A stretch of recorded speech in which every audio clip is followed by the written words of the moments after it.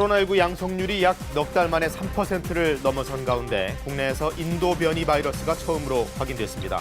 오늘부터 돌봄 종사자와 항공 승무원들에 대한 아스트라제네카 백신 접종이 시작됩니다. 파우치 미국 국립 알레르기 전염병 연구소장이 코로나19 백신 효과를 보강하기 위한 3차 접종, 이른바 부스터샷 여부에 대해 올 여름 말부터 가을 초에 결정될 것이라고 밝혔습니다. 국민의힘 소속 광역단체장 5명이 부동산 공시가격을 지난해 수준으로 동결할 것을 요구했습니다. 공시가격 결정 권한도 지자체에 넘겨줄 것을 더불어 요청했습니다.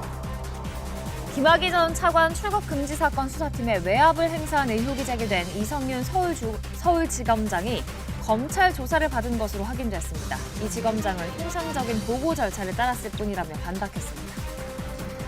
오늘 한낮에 기온이 20도 안팎까지 오르며 일교차가 크게 벌어지겠습니다. 강원과 영남, 충북 등 일부 지역에는 건조주의보가 발효됐습니다. 네, 주말 휴일 잘 보내셨습니까? 월요일 아침 KBS 뉴스광장 시작하겠습니다. 어제 발표된 코로나19 신규 확진자 수는 672명이었습니다. 주말에는 검사 건수가 좀 주는데도 확진자 수는 줄지 않고 나흘째 600명대를 이어갔습니다. 다중이용시설을 중심으로 전파가 많았습니다. 취재기자 연결합니다. 고아름 기자, 새로운 집단 감염들이 좀 있었죠? 네, 서울 은평구 의료기관에서 4명이 추가 확진돼 지금까지 8명이 확진됐습니다. 퇴원 환자가 16일 처음 확진된 후 같은 병실 이용 환자와 직원 등이 연이어 감염됐습니다. 경기도에서도 의정부 교회 관련 확진자가 10명 추가로 확인돼 누적 18명이 됐습니다. 광명시 동호회와 교회 관련해선 지난 13일 첫 확진자가 발생한 이후 15명이 추가로 확진돼 모두 16명으로 늘었습니다. 고양시 고등학교 2곳에서도 2명이 추가로 확진돼 누적 확진자가 11명이 됐습니다. 이렇게 집단 감염이 이어지면서 수도권 확진자가 전체 지역 발생의 60%를 넘었습니다. 국내 발생 기준 서울 202명, 경기 181명 등입니다. 이에 따라 어제 코로나19 신규 확진자는 672명입니다. 사망자는 전날보다 3명 늘어 누적 1,797명이 됐습니다. 특히 의심 신고 검사 건수 대비 확진자를 계산한 양성률은 3.67%입니다. 3%대 양성률은 3차 대유행 정점기였던 지난해 12월 26일 3.76%를 보인 이후 113일 만입니다. 확진자 1명이 몇 명을 추가로 감염시키는지를 보는 재생산 지수, 이건 얼마로 나오고 있나요? 네, 지난 한 주 전국의 감염 재생산 지수는 1.1로 1을 넘고 있습니다. 특히 수도권은 1.14로 전국보다 높습니다. 방역 당국은 당분간 감염이 확산할 가능성이 더 커지고 있다고 진단했습니다. 지난 11일부터 한 주간 일평균 국내 발생 환자도 621명으로 그 전주보다 41명 증가했습니다. 거리 두기 2.5단계 조건을 충족하고 있는 겁니다. 집단 감염 양상도 달라지고 있습니다. 1월 초엔 종교시설과 의료기관, 요양병원, 교도소 등에서의 집단 감염이 두드러졌다면 최근 2주간은 음식점과 주점, 실내 체육시설에서의 감염이 크게 증가하고 있습니다. 지금까지 사회부에서 KBS 뉴스 고아름입니다. 국내에서 처음으로 인도 변이 바이러스 감염 사례도 확인됐습니다. 백신은 오늘부터 돌봄 종사자와 항공 승무원들을 대상으로 접종이 확대됩니다. 보도에 김진호 기자입니다. 올해 1월 이후 인도에서 입국한 확진자는 94명입니다. 이 가운데 지난달 2명, 이번 달에 7명이 인도 변이 바이러스에 감염된 것으로 확인됐습니다. 현재까지 주요 변이 바이러스는 3개 종류가 꼽힙니다. 인도 변이 바이러스는 2가지 변이가 함께 나타나는 이중 바이러스입니다. 다만 그 전파력부터 백신이나 치료제 효과가 얼마나 떨어지느냐는 문제는 아직 연구 단계입니다. 전파력이나 치명률에 대한 정보가 아직은 미진한 상태이고 이에 따라서 WHO에서도 주요 변이로 지금 분류하지는 않는 상황이라 이 상황을 계속 지속적으로 모니터링하면서 정부는 변이 바이러스를 주시하는 한편 예방접종 속도를 올리며 수순을 밟아가고 있습니다. 당장 오늘부터는 장애인 돌봄 종사자와 항공 승무원들의 접종을 시작합니다. 여기에 경찰과 소방, 군인 등에도 이르면 이달부터로 접종을 앞당길 예정입니다. 부작용을 우려해 30세 미만에 대해 접종을 보류하며 생긴 물량을 우선 접종시키는 겁니다. 다만 원활한 백신 수급 여부는 변수입니다. 미국이 백신 효과를 보강하는 추가 접종을 뜻하는 이른바 부스터샷 계획을 검토하고 있다는 소식이 전해지면서 우리 정부도 백신 확보 대책 마련에 고민이 커졌습니다. 필요한 양 이런 게 점점 더 정해질수록 수요와 공급의 불균형이 훨씬 더 커지게 되거든요. 범정부적인 또 외교적인 노력이 같이 있어야 우리가 계획대로 백신을 확보하고 접종해 나갈 수 있지 않을까 싶어요. 방역당국은 국내 100만 명 이상이 접종한 아스트라제네카 백신의 1차 접종과 2차 접종의 간격을 12주 정도로 늘렸습니다. 간격이 길수록 효과도 좋아지지만 백신 수급 상황까지 고려했기 때문입니다. 정부는 국내 백신 1차 접종을 마친 사람은 151만 2,500여 명이라고 밝혔습니다. KBS 뉴스 김진호입니다. 미국의 성인 절반이 코로나19 백신의 1차 접종을 마친 가운데 미 보건당국은 2차를 넘어 아예 3차 접종, 이른바 부스터샷까지도 검토하기 시작했습니다. 이르면 올 여름 안으로 관련 결정이 나올 것으로 보입니다. 뉴욕 한보경 특파원의 보도입니다. 앤서니 파우치 미국 국립 알레르기 전염병 연구소장이 현지 시간 18일 ABC 방송과의 인터뷰에서 코로나19 백신의 3차 접종, 이른바 부스터샷이 필요한지 여부는 올 여름이 끝나갈 무렵에서 가을이 시작할 때쯤 알 수 있을 것이라고 말했습니다. 3차 접종은 코로나19 백신의 면역 효과가 접종 이후 언제부터 약화되는지에 달렸다면서 그때쯤 알 수 있을 거라고 했습니다. I believe by the time we get to the end of the summer and the beginning of the fall, we'll have a pretty good idea whether we definitely or not need to give people boosts and when we need to give it to them. 그러면서 3차 접종과 관련한 결정은 제약사들이 아닌 미국 식품의약국 등 보건당국이 결정할 것이라고 덧붙였습니다. 제약회사 화이자와 모더나가 코로나19 백신 3차 접종의 필요성을 잇따라 언급한 데 이어 미국 보건당국도 접종 논의에 본격 시동을 걸고 있는 건데 이유는 변이 바이러스에 있습니다. 미국 성인의 절반이 코로나19 백신 1차 접종을 마쳤을 정도로 백신 접종엔 속도가 붙고 있지만 오히려 미국의 코로나19 확진자 수는 증가하고 있습니다. 이 원인을 미국 보건당국은 변이 바이러스 확산 탓으로 보고 있고 전문가들은 변이 바이러스에 대한 저항력을 키우는데 3차 접종이 도움이 될 것으로 판단하고 있습니다. The vaccine might not completely protect against it, but it almost certainly, at least in our current experience, protects against very severe disease, death particularly. 파우치 소장은 또 혈전 부작용으로 사용이 중단된 얀센 백신의 접종 재개 여부는 질병통제예방센터 CDC의 예방접종 자문위원회 회의가 열리는 오는 23일 결정될 것이라고 말했습니다. 나이나 성별 등의 일정한 조건이 붙어 사용이 재개될 가능성이 크다고 파우치 소장은 예측했습니다. 뉴욕에서 KBS 뉴스 한보경입니다. 다음 소식입니다. 오세훈 서울시장과 박형준 부산시장을 비롯한 국민의힘 소속 시도지사 5명이 4.7 보궐선거 이후 처음으로 공동 기자회견을 가졌습니다.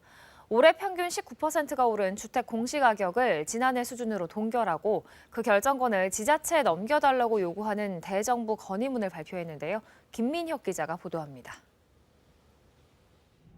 공시가격을 둘러싼 갈등은 지난달 정부 발표에서 시작됐습니다. 올해 공동주택 공시가격은 지난해 대비 전국 평균 약 19% 올랐는데 2007년 이후 가장 높은 상승률이었습니다. 국민의힘 소속 시도지사 5명은 정부 발표에 대해 상승 그 자체보다 빠르게 증가하는 속도가 문제라고 지적했습니다. 이 신청 건수가 약 4만 건 이상으로 될 것으로 예정되고 있어서 4년 전에 비해서 30배 이상 증가한 상황입니다. 이들은 문재인 대통령에게 공동주택 가격 조사와 산정 보고서를 지자체장에게도 제공해 산정 근거를 따져보게 해달라고 요구했습니다. 신뢰도 떨어지는 공시가격에 대한 감사원에 즉각적인 조사를 제시해 줄 것도 촉구했습니다. 코로나19로 어려움에 처한 만큼 올해 공시가격을 지난해 수준으로 동결해 줄 것과 지자체에 공시가를 정하는 권한을 이양해 줄 것도 함께 요구했습니다. 특히 세금을 거두는 데는 신뢰성이 중요한데 기준이 불명확하다고 강조했습니다. 들쭉날쭉 차이가 나기 때문에 도저히 이렇게 해서는 시민들에게 세금을 비롯해서 각종 부담금에 대한 이해를 구할 수도 없고. 앞서 정부는 공시가격 6억 원 이하의 1주택자는 최소 22%에서 최대 50%까지 세율이 인하되기 때문에 재산세 부담이 감소한다고 밝혔는데 서울시는 상당수 시민이 이 특례 세율의 적용 예외 대상이라고 반박했습니다. 일률적인 코로나19 방역 조치에 대한 비판도 나왔습니다. 울릉도 하고 어떻게 서울하고 똑같나 이게. 그런데 그것도 4인까지만 하도록 하고 그래서 군 단위는 좀 바꿔달라. 재보궐선거 뒤 5명으로 늘어난 야당 소속 단체장들은 앞으로 수시로 만나 현안에 대한 목소리를 내기로 했습니다. KBS 뉴스 김민혁입니다. 이 가운데 여야 모두는 내년 대선을 앞두고 지도부 정비에 한창입니다. 민주당은 원내대표 선출에 이어서 당대표 경선 3파전으로 확정이 됐고요. 국민의힘에서도 원내대표 경선 레이스에 막이 올랐습니다. 4명이 출사표를 던졌습니다. 신지혜 기자가 보도합니다. 민주당 당대표 경선은 3파전으로 확정됐습니다. 친문 핵심 4선 홍영표, 범친문으로 분류되는 5선 송영길, 의지로위원회 초대위원장 출신 4선 우원식 의원입니다. 개혁 대 민생, 친문 대 비문이라는 가짜 프레임에서 벗어나야 합니다. 자랑스러운 민주당, 그 이름만 빼고 모든 것을 바꿀 수 있어야 합니다. 부동산값 폭등, LH 사태, 한마디로 민생, 국민의 삶입니다. 표심의 변수는 친문 윤호중 의원의 원내대표 선출입니다. 당대표와 원내대표 투톱이 친문 일색이어선 안 된다는 견제 심리가 작용할 수도 있지만 반대로 친문 성향 권리당원들이 결집할 가능성도 배제 못합니다. 새 대표는 다음 달 2일 선출됩니다. 국민의힘은 주호영 권한대행 체제를 뒤이을 원내대표 선거에 시동이 걸렸습니다. 4명이 나섭니다. 강경파로 분류되는 3선 김태흠, 울산시장 출신 4선 김기현 의원이 출마를 선언했습니다. 3선 유이동, 4선 권성동 의원은 이번 주 초 출사표를 냅니다. 여당의 새 원내대표가 개혁 입법의 중단 없는 추진을 강조한 터라 후보들 모두 투쟁력을 얘기하며 선명성을 내세웁니다. 당내에선 민주당이 독식 중인 상임위원장을 재배분해야 한다는 요구가 나오는데 이에 대한 입장은 다소 나뉩니다. 국민의힘 원내대표는 이르면 26일쯤 선출됩니다. KBS 뉴스 신지혜입니다.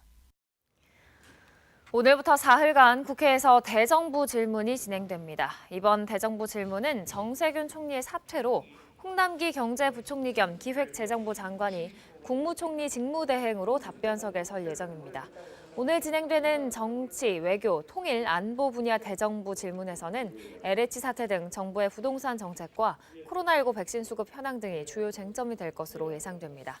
내일은 경제 분야, 모레는 교육, 사회, 문화 분야 대정부 질문이 이어집니다. 김학의 전 법무차관의 출국 금지와 관련해서 당시 수사팀의 외압을 행사한 의혹으로 이성윤 서울중앙지검장이 소환 조사를 받았습니다. 이 지검장은 통상적인 사건 보고 절차를 따랐을 뿐이었다고 반박했습니다. 임종빈 기자가 보도합니다. 이성윤 서울중앙지검장이 지난 17일 오전 11시쯤 수원지검에 출석해 조사를 받은 것으로 확인됐습니다. 조사는 9시간가량 이어졌고 저녁 8시쯤 마무리됐습니다.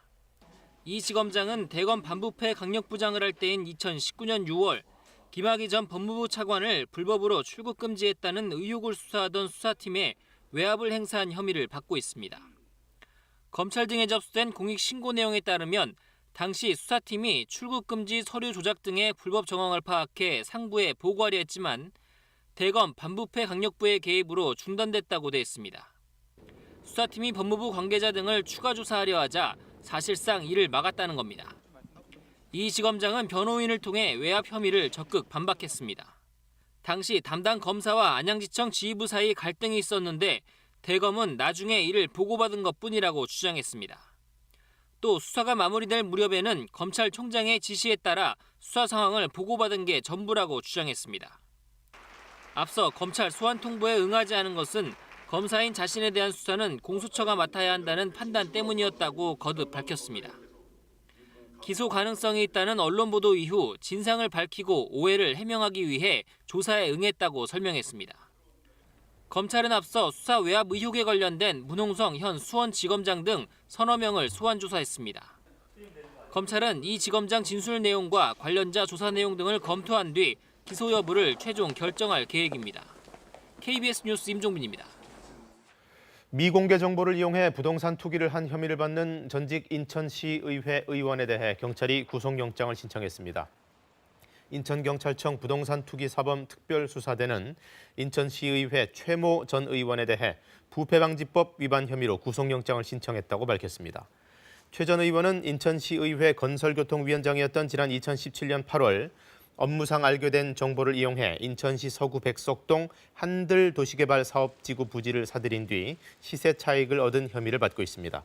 최 전 의원이 19억 6천만 원에 사들인 토지의 보상금 대신 받은 상가 부지는 현재 시세가 50억 원에 달하는 것으로 알려졌습니다. 미얀마 시민들의 저항운동을 이끌어온 상징적인 인물이죠. 일명 리틀 판다로 불렸던 청년운동가 웨이모 나잉의 체포 후 모습이 사진으로 공개됐습니다. 심하게 폭행당한 것으로 보이는 얼굴이었습니다. 그는 체포 전에 저희 KBS와 인터뷰를 가진 바 있고 체포 후에는 어머니가 아들을 살려달라고 인터뷰에서 호소하기도 했습니다. 이현준 기자의 보도입니다. 지난 15일 오토바이를 타고 시위를 하러 가던 웨이모 나잉. 갑자기 건너편 차량이 달려와 부딪힙니다. 일명 리틀 판다의 체포 장면입니다.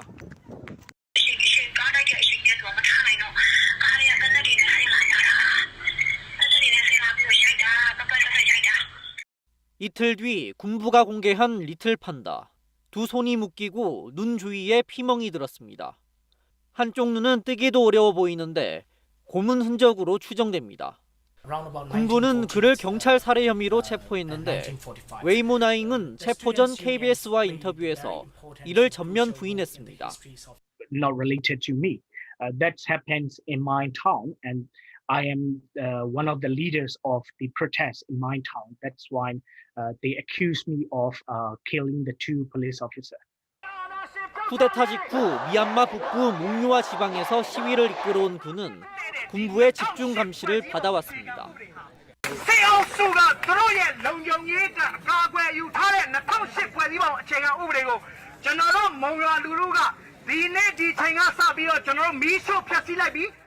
그의 가족들조차 그가 현재 어떤 상태인지 모르는 상황.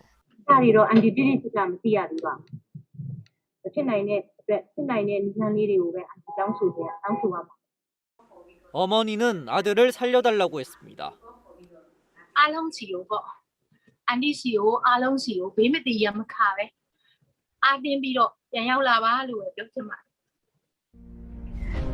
미얀마 현지 독립언론은 군부가 지금까지 적어도 26명의 반정부 인사를 처형했다고 밝혔습니다. KBS 뉴스 이현준입니다. 존 케리 미국 대통령 기후특사가 일본 후쿠시마 오염수 방류 문제에 미국이 개입하는 건 부적절하다는 입장을 밝혔습니다. 미 국무부에 이어 또 한 번 일본 편에 서는 모습을 미국이 보인 건데요. 그 배경 김경진 기자가 분석했습니다. 미국 환경정책을 총괄하는 존 케리 기후특사. 중국을 들렀다가 그제 오후 방한해 정의용 외교부 장관과 만찬을 했습니다. 이 자리에서 정 장관은 일본의 후쿠시마 원전 오염수 방류 결정에 대한 우리 국민의 심각한 우려를 전하고 미국의 협조를 요청했습니다. 그러나 어제 케리 특사는 기자회견에서 미국의 개입은 없을 것이라며 우리 요청에 선을 그었습니다. 일본의 노력과 국제원자력기구의 검증을 믿는다고 거듭 강조했습니다. Appropriate for the United States to jump in to a process that's already underway and where there are very clear, transparent set of rules and expectations. 앞서 미국 국무부도 일본의 지지 입장을 표명했고 블링컨 국무장관은 일본의 노력에 감사까지 표했습니다. 주변국이 강하게 반발하는 데다 환경오염과 관련된 문제라서 미국이 중립적인 입장을 보일 거란 예상이 많았지만 미국의 일본 지지는 예상보다 훨씬 더 즉각적이고 직접적이었습니다. 미중 갈등 상황에서 일본과의 외교적 협력을 강화하려는 의도란 분석이 나옵니다. 실제 방류가 결정된 직후 미국은 일본과 첫 대면 정상회담을 했고 52년 만에 공동성명에 타이완 관련 내용을 담아 중국과 날을 세웠습니다. 중국 관영 매체는 오염수 문제로 미1이 정치적 거래를 했다고까지 표현했습니다. 이 정도 일본이 미국의 대중국 견제를 도와주는 상황에서는 후쿠시마 오염수 방류 문제는 그렇게 문제시되지 않는다는 것을 밝혔다고 봐야죠. 오염수 문제를 두고 한중, 미1의 대립 구도가 공고화되면 우리의 외교적 입지는 좁아질 수밖에 없다는 우려가 나옵니다. KBS 뉴스 김경진입니다. 어제 저녁 8시쯤 인천시 중구 공항도로 인근에 있는 스카이7리 골프장에서 불이 나 1시간 반 만에 꺼졌습니다. 이 불로 다친 사람은 없었지만 발전기 한 대가 불에 타 소방서 추산 150만 원의 재산 피해가 났습니다. 경찰과 소방당국은 발전기에서 처음 불이 난 것으로 보고 정확한 화재 원인을 조사하고 있습니다. 스카이7리 골프장은 지난해 말 인천국제공항공사와의 토지 임대 계약이 종료됐지만 시설물 소유권을 놓고 분쟁을 벌이고 있는 것으로 알려졌습니다. 남양유업이 한 중소기업이 가발한 특허를 침해했다는 제보가 들어왔습니다. 음료수병에 알약과 음료가 같이 들어있어서 동시에 마시는 그 제품 아시죠? 그걸 똑같이 베꼈다는 겁니다. 남양유업 측은 자신이 아닌 뚜껑을 생산한 업체가 해결할 문제라는 입장인데 직접 보고 좀 판단을 해보시죠. 박찬 기자가 취재했습니다. 대형마트 진열장 한쪽을 차지한 요구르트. 뚜껑 속 알약이 음료와 분리돼 있다가 뚜껑을 열면 알약과 음료를 한 번에 마실 수 있습니다. 이런 구조로 만드는 플라스틱 뚜껑은 한 중소기업이 특허권을 갖고 있습니다. 8년 전부터 오직 한국 야쿠르트사에 납품해왔습니다. 그런데 지난 2월 남양유업이 같은 방식 뚜껑을 이용해 신제품을 내놓았습니다. 해당 중소기업은 남양유업의 특허권 침해 소송을 제기했습니다. 액체가 들어가지 않는 걸 확연히 보실 수가 있어요. 그래서 완벽하게 차단을 하고 있다는 거고요. 이 기술이 이제 저희 특허 얼마나 똑같을까? 겉보기에도 두 회사 제품의 용기는 비슷한데요. 내부 구조도 거의 똑같다 보니 이렇게 뚜껑을 바꾸어 끼워도 문제가 없습니다. 남양유업 제품이 한 번 특허를 침해하기 시작하면 너도 나도 같은 제품을 베껴 만들 가능성이 높아 막대한 피해를 볼 것으로 해당 중소기업은 우려합니다. 수십억 원을 투자했습니다. 그래서 이제 저희 매출의 40% 가까이를 차지하고 있는 제품이고요. 이러한 특허가 침해를 받는다 그러면 저희는 사업을 진행하는데 굉장한 차질을. 남양유업 측은 신제품 음료수 뚜껑을 대신 생산하는 업체가 특허 침해 소지가 없다고 밝혀 제품을 출시했다고 해명했습니다. 뚜껑 생산을 맡긴 회사와 중소기업 N사 사이의 특허 침해 갈등이라는 겁니다. 전문가들은 판단이 다릅니다. 침해 여부도 각각의 행위를 별개로 판단을 합니다. 제품을 생산자로부터 선의로 구매를 했더라도 이후에 이제 다시 사용을 하거나 판매를 하게 되면 그 별개 때문에 그거는 이제 별개로 침해가 성립되게 됩니다. 남양유업과 뚜껑 생산 업체는 이미 외국에 비슷한 용기가 있었다며 처음부터 특허가 될 수 없었다는 취지로 심판을 준비 중입니다. 결국 특허를 지키려는 중소기업으로서는 길고 긴 법정 싸움을 피할 수 없게 됐습니다. KBS 뉴스 박찬입니다.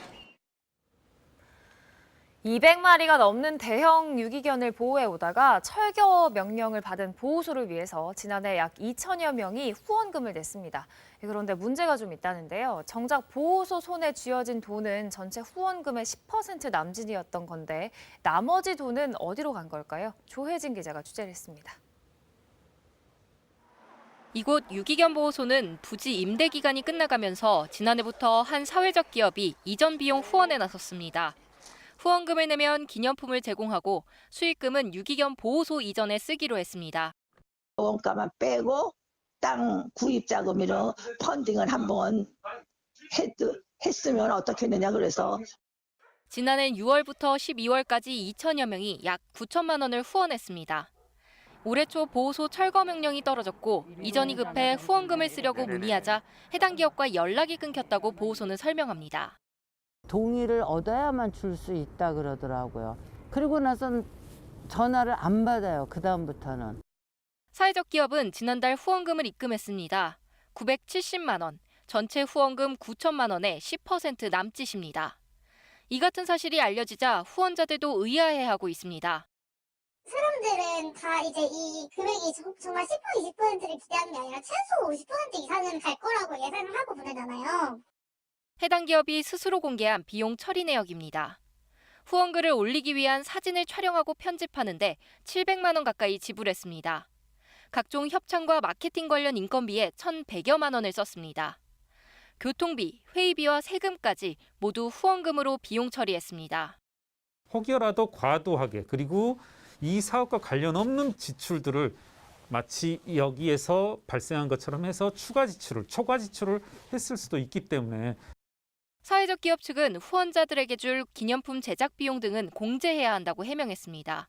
지난해 이미 500만 원을 지급했다고도 밝혔습니다.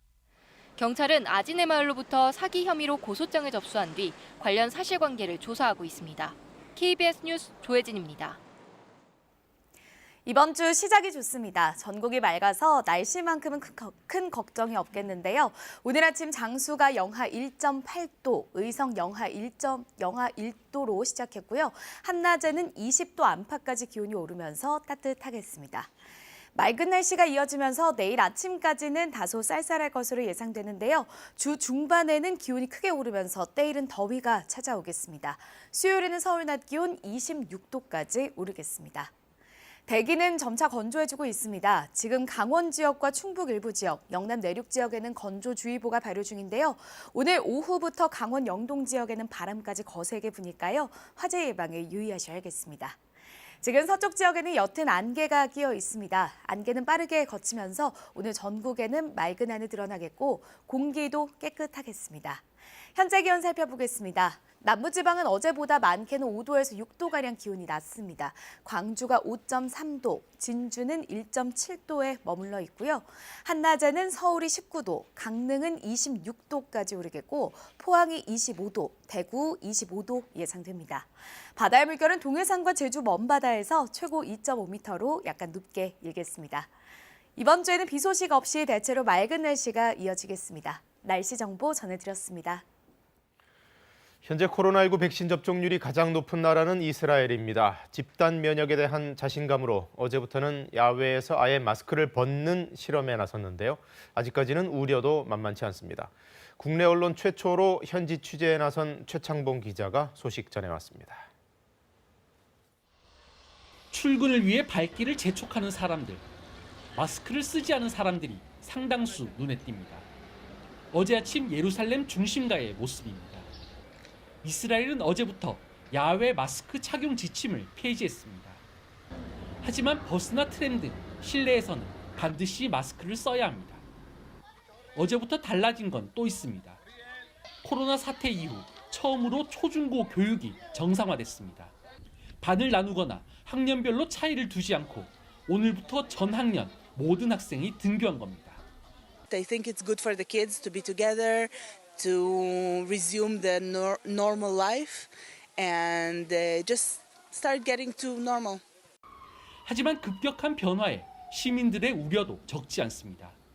샴페인을 너무 일찍 터뜨린 것 아니냐는 겁니다. ישראלי ברגע שאומרים לו לא לשים אז הוא כבר לא שומר בכלל על ההנחיות. זה הפחד שלי כי יש כל הזמן מוטציות חדשות ומזה אני דואגת. 변이 바이러스의 위협이 계속되고 접종률이 정체되면서 집단 면역까지는 아직 이르다는 얘기도 나옵니다. 예루살렘에서 KBS 뉴스 최창봉입니다. 네, 이스라엘과 달리 유럽은 코로나19 3차 유행이 거세지면서 백신 접종과 봉쇄 조치가 동시에 병행되고 있습니다. 백신으로 상황이 나아질 걸 기대했던 자영업자들, 관광업자들에게 그야말로 찬물이 끼얹어졌는데요. 김귀수 특파원이 독일의 한 관광도시 상황을 취재했습니다. 독일 북쪽 발트해의 작은 섬 리겐. 독일인들이 가장 사랑하는 휴양지입니다. 하지만 봉쇄 조치로 섬의 관광객이 끊긴 지 오래입니다. 인적이 끊긴 해변. 눈에 띄는 사람은 모두 산책 나온 지역 주민들입니다. Es kommt wenige Gäste, es sind keine Touristen unterwegs. 문을 연 상점도 없고 거리는 스산합니다. 4월 부활절부터 성수기라는데 숙박업소는 손님 발길이 끊긴 지 6개월이 넘었습니다. 섬에서 이틀 이상 머무려면 출장 서류가 있어야 합니다. Es gibt ein Beherbergungsverbot aus touristischem Sinne. Deswegen muss ich darauf achten, dass wir diese Arbeitserlaubnis haben. 섬의 또 다른 명소, 깎아지른 듯한 석회암 절벽지대. 바다 위로 돌아보는 관광 코스지만 유람선은 바다 위에 멈춰 있습니다. 관광객이 끊기자 유람선도 운행을 멈췄습니다. 고통받는 주민들은 하루라도 빨리 봉쇄가 풀리길 바라지만 올 여름도 쉽지 않은 시간이 될 것으로 보입니다. 2019년 840만 명에 달했던 관광객은 지난해 8분의 1로 뚝 떨어졌습니다. 많은 주민이 정부 실업급여에 의존하는 상황. 철저한 방역으로 조기 관광 재개를 희망하는 리겐. 관광정보센터도 코로나 검진센터로 개조했습니다. Wir sind soweit mit unserem Testzentrum vorbereitet, dass wir auch den ganzen Tourismus testen würden. 하지만 3차 유행은 진정될 기미를 보이지 않고 연방정부는 긴급 조치를 강제로 취할 수 있는 감염예방법 개정안까지 내놨습니다. 강력한 봉쇄가 올 여름까지 계속될 것이라는 전망마저 나오고 있어 주민들의 한숨은 깊어지고 있습니다. 리겐에서 KBS 뉴스 김기수입니다. 북중 국경 봉쇄로 한동안 자취를 감췄던 북한산 수산물이 중국 접경 지역 시장에서 다시 유통되고 있습니다. 코로나19 전파를 막기 위해 북한이 강력한 처벌을 경고했음에도 불구하고 해상 밀무역은 공공연하게 성행하고 있습니다. 단둥에서 오세균 특파원이 취재했습니다. 북중 접경, 단둥 시내에 있는 비교적 규모가 큰 재래시장입니다. 생선을 파는 어물전에는 신선한 꽃게와 조개를 찾는 손님들로 붐빕니다. 어물전 주인은 꽃게가 북한산이라고 말합니다.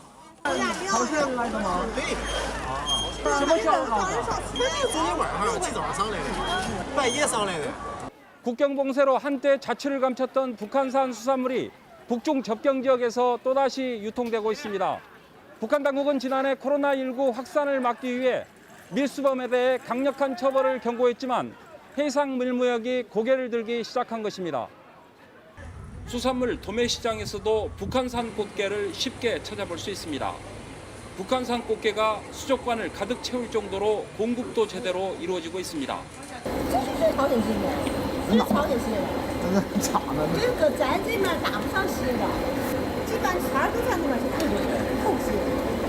국경 봉쇄와 북한 당국의 밀수범 처형 소식까지 전해지면서 북한산 수산물을 찾기 어려웠지만 최근엔 사정이 달라졌습니다. 天天都上货，我们每天都上货。啊，每天都有啊。下爬的，完了蟹的、鲜的鲍鱼，什么海螺都有。 이런 북한산 해산물은 북한과 가까운 단둥의 둥강을 통해 들어오는 것으로 알려졌습니다. 언제 들어와요, 그거는? 매주로 밤에서 물 따라서 들어오니까 낮에는 못 하고. 국경 봉쇄로 육로 밀수가 막히자 북한 주민들이 국경 감시망을 피해 해상 밀수로 눈을 돌리고 있습니다. 단둥에서 KBS 뉴스 오세균입니다. 2년 전 20명 넘는 사상자가 발생한 안인득 방화 살인 사건, 우리 사회의 조현병 관리 사각지대를 그대로 드러낸 사건인데요. 이후에 정부가 여러 제도 개선에 나섰고 일부는 시행도 되고 있지만 여전히 턱없이 부족한 게 현실입니다. 차주아 기자가 취재했습니다. 경남 양산의 한 중소기업, 직원들이 세탁물을 옮기고 있습니다. 이 회사 직원의 30%는 정신재활시설을 다니며 조현병을 치료받고 있습니다. 예전에 비해서 수입이 좀 많아지고 회원들하고도 같이 일하는 것도 좋고 행복해요. 기존 직원과도 자연스럽게 어울려 고용주도 만족합니다. 지도만 잘 해주면 얼마든지 일반과 똑같은 일을 할 수 있다는 게 저는 보람을 느끼고.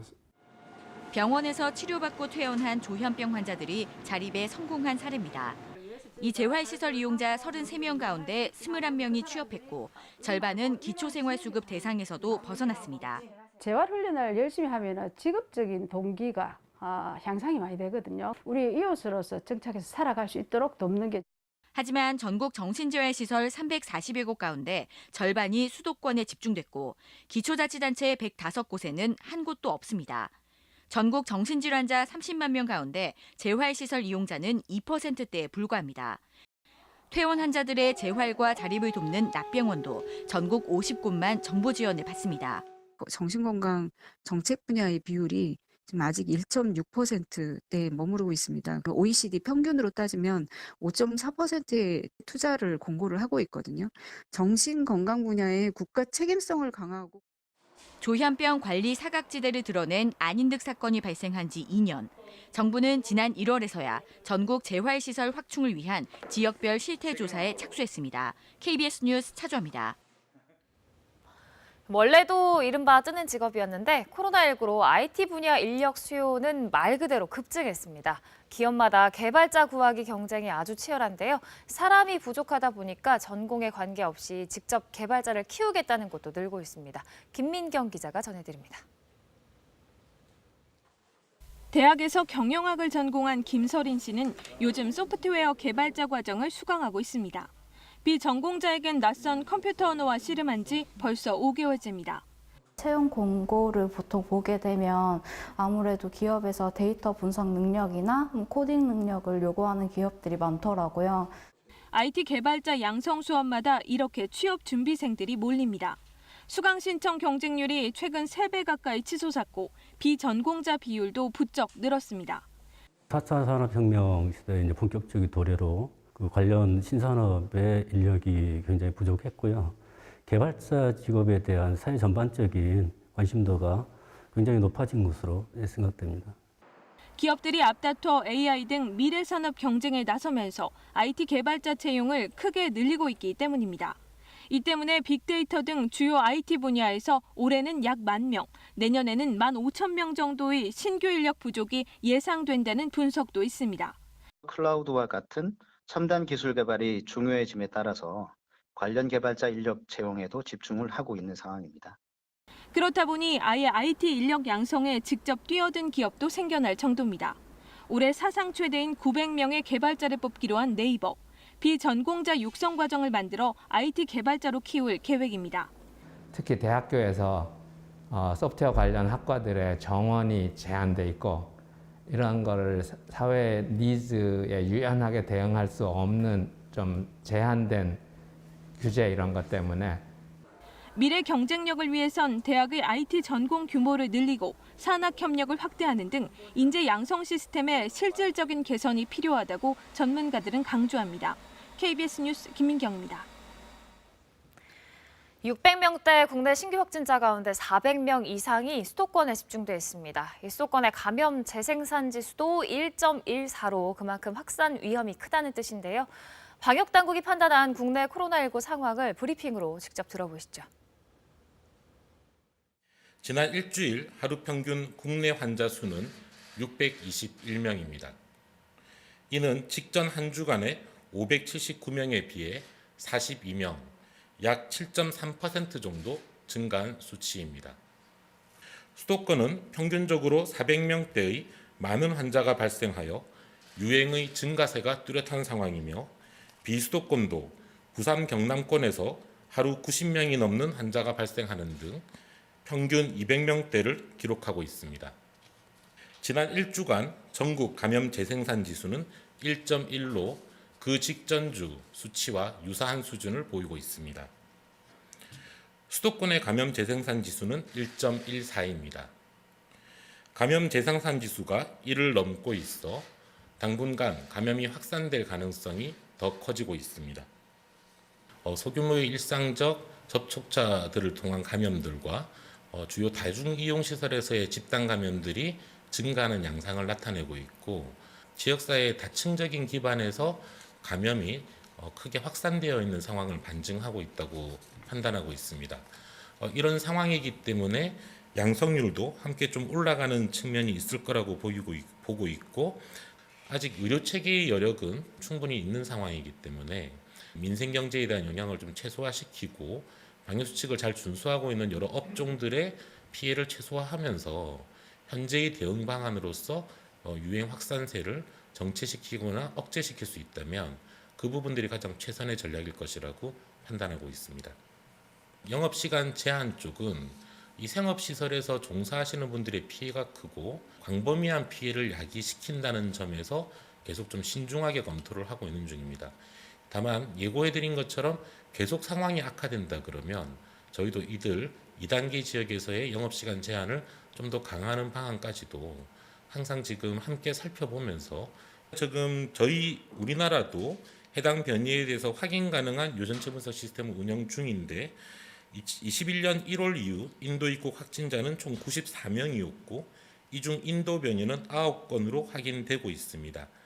현재 어느 정도 위험성이 있는지에 대한 전파력이나 치명률에 대한 정보가 아직은 미진한 상태이고 이에 따라서 WHO에서도 주요 변이로 지금 분류하지는 않는 상황이라 이 상황을 계속 지속적으로 모니터링하면서 이런 동향을 함께 살펴보고 있는 중이라고 답변받았습니다. 코로나19 관련 국제 소식 전해드립니다. 최근 브라질을 중심으로 한 남미 지역과 13억 인구 대국 인도에서 신규 확진자 수가 폭증하고 있는데요. 코로나19 대유행 선언 1년여 만에 전 세계 코로나19 누적 사망자 수가 300만 명을 넘어선 것으로 나타났습니다. AP통신 등 외신들이 코로나19로 인한 전 세계 사망자가 지난 17일 기준 300만 225명으로 집계됐다고 미국 존스홉킨스 대학의 통계를 인용해 보도했습니다. 지난해 3월 세계보건기구가 코로나19 대유행을 선언한 지 1년 1개월 만에 전 세계 누적 사망자 수가 300만 명을 넘어선 건데요. 이는 미국 대도시 중 하나인 시카고시 인구보다 많은 수치이며 우리나라로 치면 인천광역시 인구와 맞먹는 규모입니다. 한편 외신들은 일부 국가가 사망자 수를 은폐했을 가능성이 크고 대유행 초기 집계가 제대로 이뤄지지 않아 실제 코로나19 누적 사망자 수는 300만 명보다 훨씬 더 많을 수 있다고 추정했습니다. 가파른 코로나19 확산세로 비상이 걸린 캄보디아가 지난 15일부터 2주간 수도 프놈펜에 고강도 봉쇄령을 내렸습니다. 이에 따라 생필품이나 의약품 구매 등 정부가 허용한 경우를 제외하고는 집 밖으로의 이동이 원칙적으로 금지됩니다. 앞서 캄보디아는 지난 한 해 동안 누적 확진자 수가 500명에 못 미칠 만큼 감염자 수가 가장 적은 국가 중 하나였는데요. 그러던 지난 2월 초 호텔에 격리 중이던 외국인 감염자가 방역 수칙을 어기고 나이트클럽에 방문한 것을 시작으로 이달 초 100명대에서 18일 기준 600명 이상으로 하루 신규 확진자 수가 매일 급속히 늘고 있습니다. 이에 정부는 지난 2월 20일부터 수도 프놈펜의 학교와 영화관, 주점 등을 2주간 폐쇄했으나 확산세가 가라앉지 않자 캄보디아 전역으로 조치를 확대했는데요. 세계적인 관광 명소인 앙코르와트 사원도 지난주부터 2주간 폐쇄 조치에 들어갔습니다. 전파력이 더 강한 브라질 변이 바이러스의 확산세가 자국 브라질은 물론 전 세계를 연일 긴장시키고 있는데요. 이런 가운데 브라질에선 올해 들어 이 변이 바이러스로 인한 임산부의 사망 사례가 급증하고 있다는 조사 결과가 나와 보건당국이 당분간 임신 계획을 미뤄달라는 권고까지 내렸습니다. 브라질에서 코로나19에 걸려 사망하는 임신부와 산모가 올해 들어 급증세를 보이고 있다고 현지 언론이 보도했습니다. 브라질의 코로나19 산부인과 관측소에 따르면 지난 한 해 코로나19로 사망한 임신부와 산모 사례는 주간 평균 10.5명으로 집계됐는데요. 올해 들어서는 주간 평균치가 22.2명으로 2배 이상 늘었습니다. 뿐만 아니라 지난해 대비 올해 코로나19 주간 평균 사망자는 전체적으로 61.6% 늘었으나 임신부 및 산모 사망자는 무려 145%나 증가했다고 합니다. 이러한 급증세에 대해 의학계는 기존 코로나19 바이러스보다 전파력이 더욱 강한 것으로 알려진 브라질 변이 바이러스를 원인으로 보고 있는데요. 이에 따라 브라질 보건부는 현지 시각 16일 기자회견에서 최근 급속히 확산하는 코로나19 변이 바이러스가 임신부와 산모에게 더욱 공격적인 것으로 보인다며 기혼 가구의 상황이 나아질 때까지 임신 계획을 미룰 것을 권고했습니다. 지금까지 코로나19 국제 소식이었습니다. 이어서 코로나19 관련 국내 소식 몇 가지 더 전해드립니다. 첫 번째 키워드는 소상공인 4차 재난지원금입니다. 중소벤처기업부가 오늘부터 4차 재난지원금인 버팀목 자금 플러스를 추가 지급합니다. 지원 대상은 지난달 29일에 시작된 1차 지급에서 제외됐던 소상공인 51만여 명입니다. 지원을 받을 수 있는 요건은 반기별 비교를 통한 매출 감소 사업체나 지난해 12월부터 올해 2월까지 개업한 사업체, 집합 금지나 영업 제한 이행 사업체로 추가 확인된 업소 등입니다. 지원 대상자로 선정된 소상공인은 오늘 오전 6시부터 문자 메시지를 받게 됩니다. 두 번째 키워드 보겠습니다. 무착륙 국제관광 비행 확대. 우리나라에서 출발해서 다른 나라 상공을 돌다가 다시 국내로 돌아오는 무착륙 국제관광 비행이 지방공항으로 확대됩니다. 국토교통부는 지난해 12월 인천국제공항에서 시작된 무착륙 국제관광 비행을 다음 달 초부터 김포와 대구, 김해공항으로 확대할 계획이라고 밝혔습니다. 또 청주와 양양공항 등은 항공사의 희망 수요 등을 고려해서 추후 추진을 검토하기로 했습니다. 무착륙 국제관광 비행 탑승객은 공항 면세점을 이용할 수 있고 입국 후 격리 조치 등을 면제받습니다. 지금까지 무착륙 국제관광 비행 이용객 수는 8천여 명에 이릅니다. 세 번째 키워드 보시죠. 약국 종사자, 투석 환자의 백신. 코로나19 백신 접종이 한창인 가운데 약국 종사자에 대한 백신 접종이 오는 26일부터 시작됩니다. 이날 접종 대상자는 한방, 치과의원을 포함한 의원급 의료기관과 약국 종사자 또 투석 환자로 오늘부터 사전 예약을 받습니다. 사전 예약은 대상자별 예약기간 코로나19 예방접종 사전 예약 시스템 누리집을 통해서 직접 예약할 수 있습니다. 방역당국은 의료기관과 약국 종사자가 38만 5천여 명, 투석 환자 등은 9만 2천여 명으로 추산했습니다. 마지막 키워드입니다. 서울시 관광업체 지원. 코로나19 장기화로 어려움을 겪는 관광업체에 서울시가 회복 도약 자금을 지원합니다. 대상은 서울에 있는 관광, 마이스 분야 전체 소상공인 5천 개사로 업체당 200만 원씩 모두 100억 원을 지원할 예정입니다. 폐업 업체를 제외한 관광진흥법상 소상공인이라면 누구나 신청할 수 있고 관광유람선업 또 관광순환버스업의 경우 10인 미만 연매출 80억 원 이하여야 합니다. 지원금 신청 접수는 오는 26일부터 온라인 홈페이지를 통해 시작되며 절차를 거쳐 다음 달 10일부터 차례대로 지급될 예정입니다. 지금까지 코로나19 국내 소식이었습니다. 요즘 장바구니 물가가 무섭다는 분들 많습니다. 특히 과일값 1년 전보다 70%나 뛴 것들이 있습니다. 지난해 유례 없이 길었던 장마와 태풍의 여파가 지금까지 이어지면서 저장 과일의 출하량이 크게 줄었기 때문입니다. 황정환 기자가 취재했습니다. 한 대형마트의 과일 판매장입니다. 사람들이 가격표를 보고는 한참을 망설이다 결국 그냥 돌아섭니다. 우리는 그저 사과를 1년 내내 먹는데 도저히 이렇게 하면 여기서는 안 사 먹죠. 현재 사과 소매가는 10개 기준으로 34,665원입니다. 1년 전보다 무려 69.5%가 비쌉니다. 배 역시 10개 기준으로 1년 전보다 44.2%, 평년보다는 42.2%가 비쌉니다. 사과와 배가 비싸다 보니 대체 과일인 참외도 가격이 지난해보다 3-4% 정도 오르며 강세를 보이고 있습니다. 사과와 배가 이렇게 비싼 것은 지난해 유례 없이 길었던 장마와 태풍으로 작황이 좋지 않아 저장 물량 출하가 크게 줄었기 때문입니다. 보통 봄이 되면 딸기와 참외 등 대체 과일이 나오면서 가격이 안정되기 마련이지만 출하 물량이 워낙 적다 보니 올해는 요지부동입니다. 지난해 적항 부진으로 이번 달 사과배 출하량이 전년보다 30% 이상 줄어들 것으로 보이고요. 이러한 현상은 핵과일이 출하되기 전까지는 지속될 것으로 전망됩니다.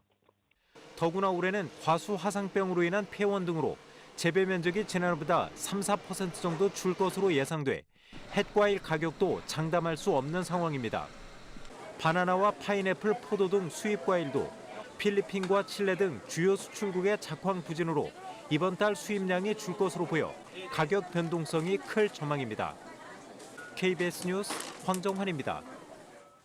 심각한 인구 감소 위기에 놓인 국내 한 지자체가 주민 유치를 위해 파격적인 정책을 제시했습니다. 자녀를 관내 학교로 전학시키면 이사 올 임대주택을 아주 저렴하게 제공하겠다는 겁니다. 성공할 수 있을까요? 정진규 기자가 취재했습니다. 전체 주민이 5,200여 명인 충북 괴산군 청천면입니다. 지난해 사망자가 77명이었지만 출생자는 4명에 그칠 만큼 주민 수가 급격히 줄고 있습니다. 1980년대 전교생이 200명 수준이었던 이 초등학교는 현재 49명까지 줄었습니다. 앞으로 2년 동안 입학할 학생은 3명뿐입니다. 지난주에도 3명이 전학을 오려고 학교도 돌아보고 마을도 돌아보고 정말 마음에 들어하고 그러고 갔는데 집을 못 구해서 다시 돌아간 경우가 있습니다. 상황이 이렇자 괴산군은 이 학교 근처에 주택 10가구를 짓고 전학 오는 가정에 월 10만 원 안팎으로 임대하기로 했습니다.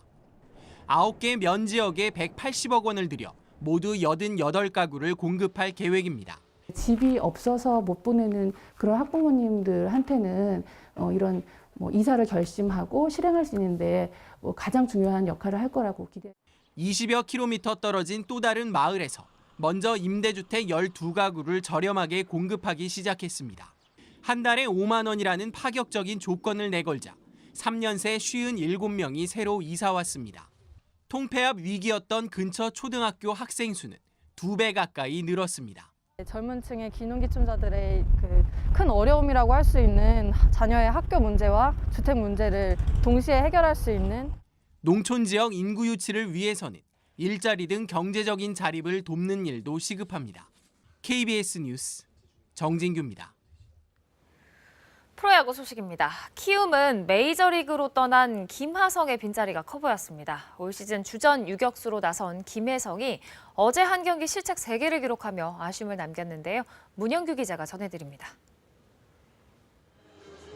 4회 김혜성이 땅볼 타구를 잡아 3루로 던졌지만 공이 3루수 글러브가 아닌 주자의 머리로 향합니다. 공은 KT 신봉기의 헬멧에 맞고 나왔고 그 사이 신봉기는 홈까지 들어왔습니다. 같은 회 이번에도 김혜성의 송구가 문제였습니다. 1루 악송구가 뒤로 빠져 또다시 점수를 내줬습니다. 김혜성의 순환은 여기서 끝이 아니었습니다. 5회엔 포구 실책이 실점으로 이어졌고 한 경기에 실책 3개를 기록했습니다. 김하성의 공백을 뼈저리게 느낀 키움은 KT의 10대 2로 최하위로 내려갔습니다. 잠실에선 김경문 대표팀 감독이 선수 점검을 위해 경기장을 찾은 가운데 LG와 두산의 라이벌전이 펼쳐졌습니다. 두산은 박건우의 2타점 적시타 등으로 2회에만 6점을 뽑아내며 손쉽게 앞서 나갔습니다. 박건우는 올 시즌 13경기, 전 경기 안타 기록을 이어갔습니다. 두산 타선은 장단 16안타 맹타로 김경문 감독에게 눈도장을 찍으며 대승을 거뒀습니다.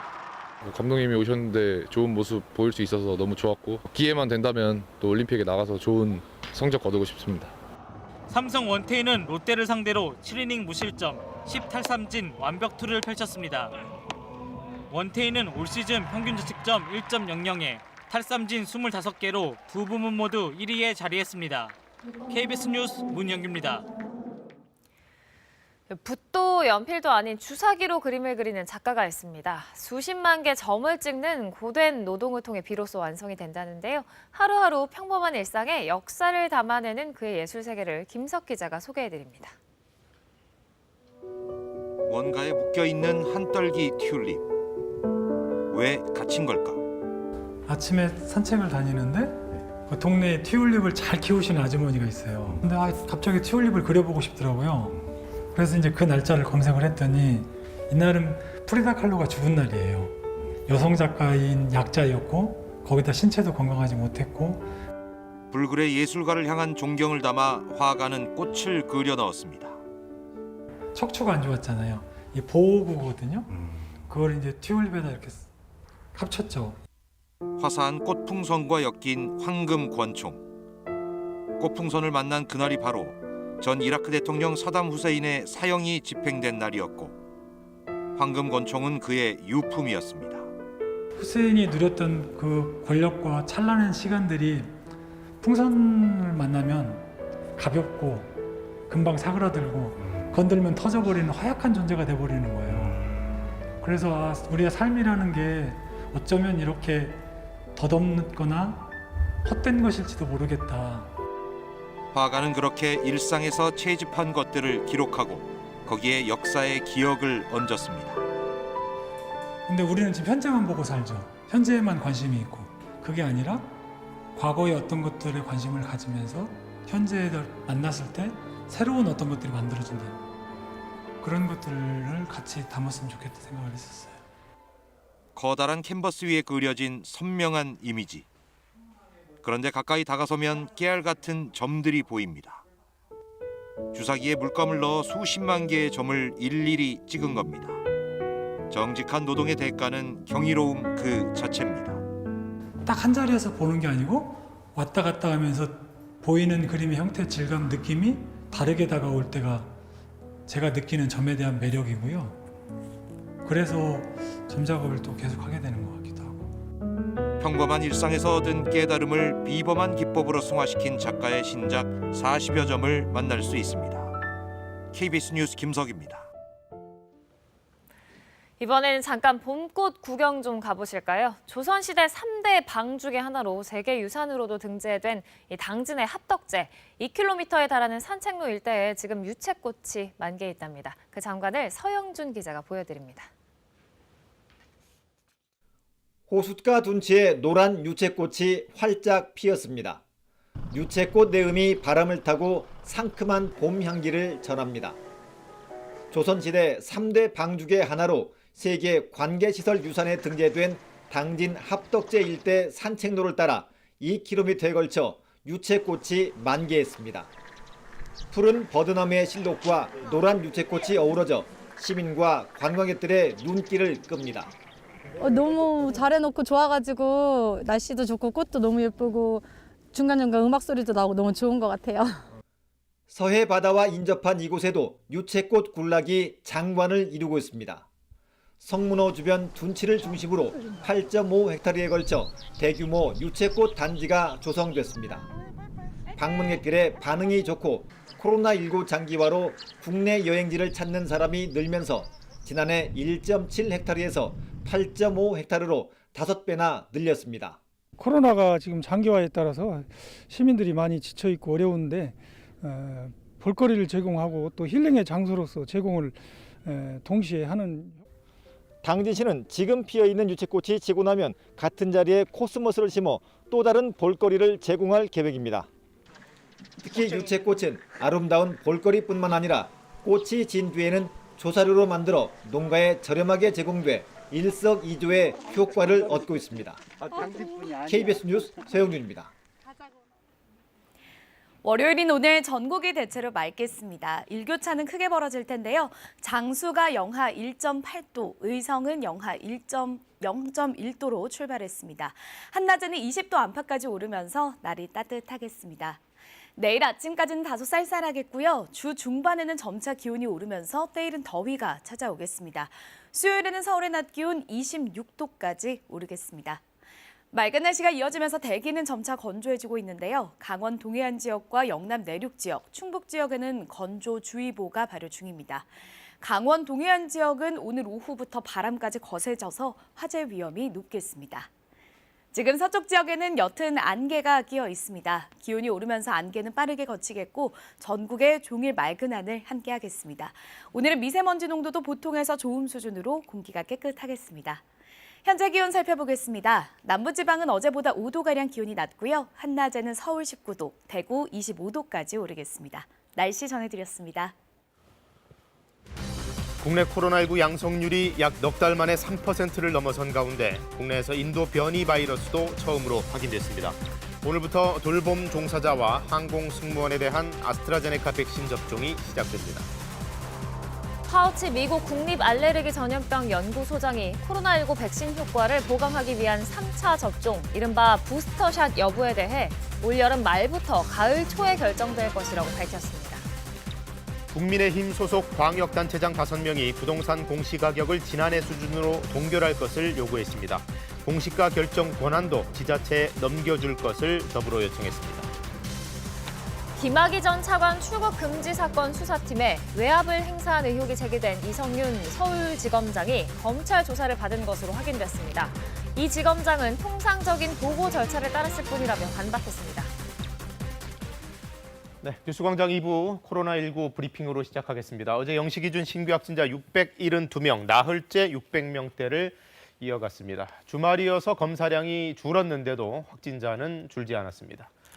코로나19 증세를 의심한 사람들의 검사 건수 대비 확진자 비율을 계산한 양성률은 3.67%로 바로 전날의 1.48%보다 크게 증가한 것을 볼 수 있습니다. 이 3%대 양성률은 지난해 12월 26일 이후 거의 넉 달 만입니다. 지역별 신규 확진자는 서울이 202명으로 가장 많이 나왔고요. 경기도도 그에 못지않습니다. 인천 포함해서 전체 60% 이상이 수도권에서 나왔습니다. 그 뒤를 경남과 부산이 잇고 있습니다. 환자 한 명이 몇 명을 추가로 감염시키는지를 보여주는 지표죠. 감염 재생산 지수 전국 기준 1.1로 바로 전주의 1.12와 비슷한 수준으로 나왔습니다만 수도권은 1.14까지 확 높아진 걸 볼 수 있습니다. 이 지수가 1을 넘는다는 건 그 자체로 당분간은 감염이 더 확산될 가능성이 크다는 얘기입니다. 지난 한 주간 일평균 확진자 수는 621명 남짓이었습니다. 마찬가지로 전주에 비해서 약 7.3% 정도 증가한 수치입니다. 집단 감염의 양상도 달라지고 있습니다. 1월 초만 해도 의료기관, 교도소 등에서의 감염이 두드러졌다면 최근 2주간은 음식점과 주점, 실내 체육시설 등에서의 감염이 크게 늘었습니다. 이런 다중이용시설의 감염 비중이 과반을 넘고 있습니다. 변이 바이러스도 심각한 문제입니다. 기존에 발견되지 않았던 인도 변이 바이러스까지 국내 유입 사례가 확인됐는데요. 이 바이러스는 이른바 이중 변이를 일으키는 걸로 알려졌습니다. 이런 가운데 오늘부터는 돌봄 종사자와 항공 승무원들에 대해서 백신 접종이 추가로 시작됩니다. 김진호 기자가 보도합니다. 올해 1월 이후 인도에서 입국한 확진자는 94명입니다. 이 가운데 지난달 2명, 이번 달에 7명이 인도 변이 바이러스에 감염된 것으로 확인됐습니다.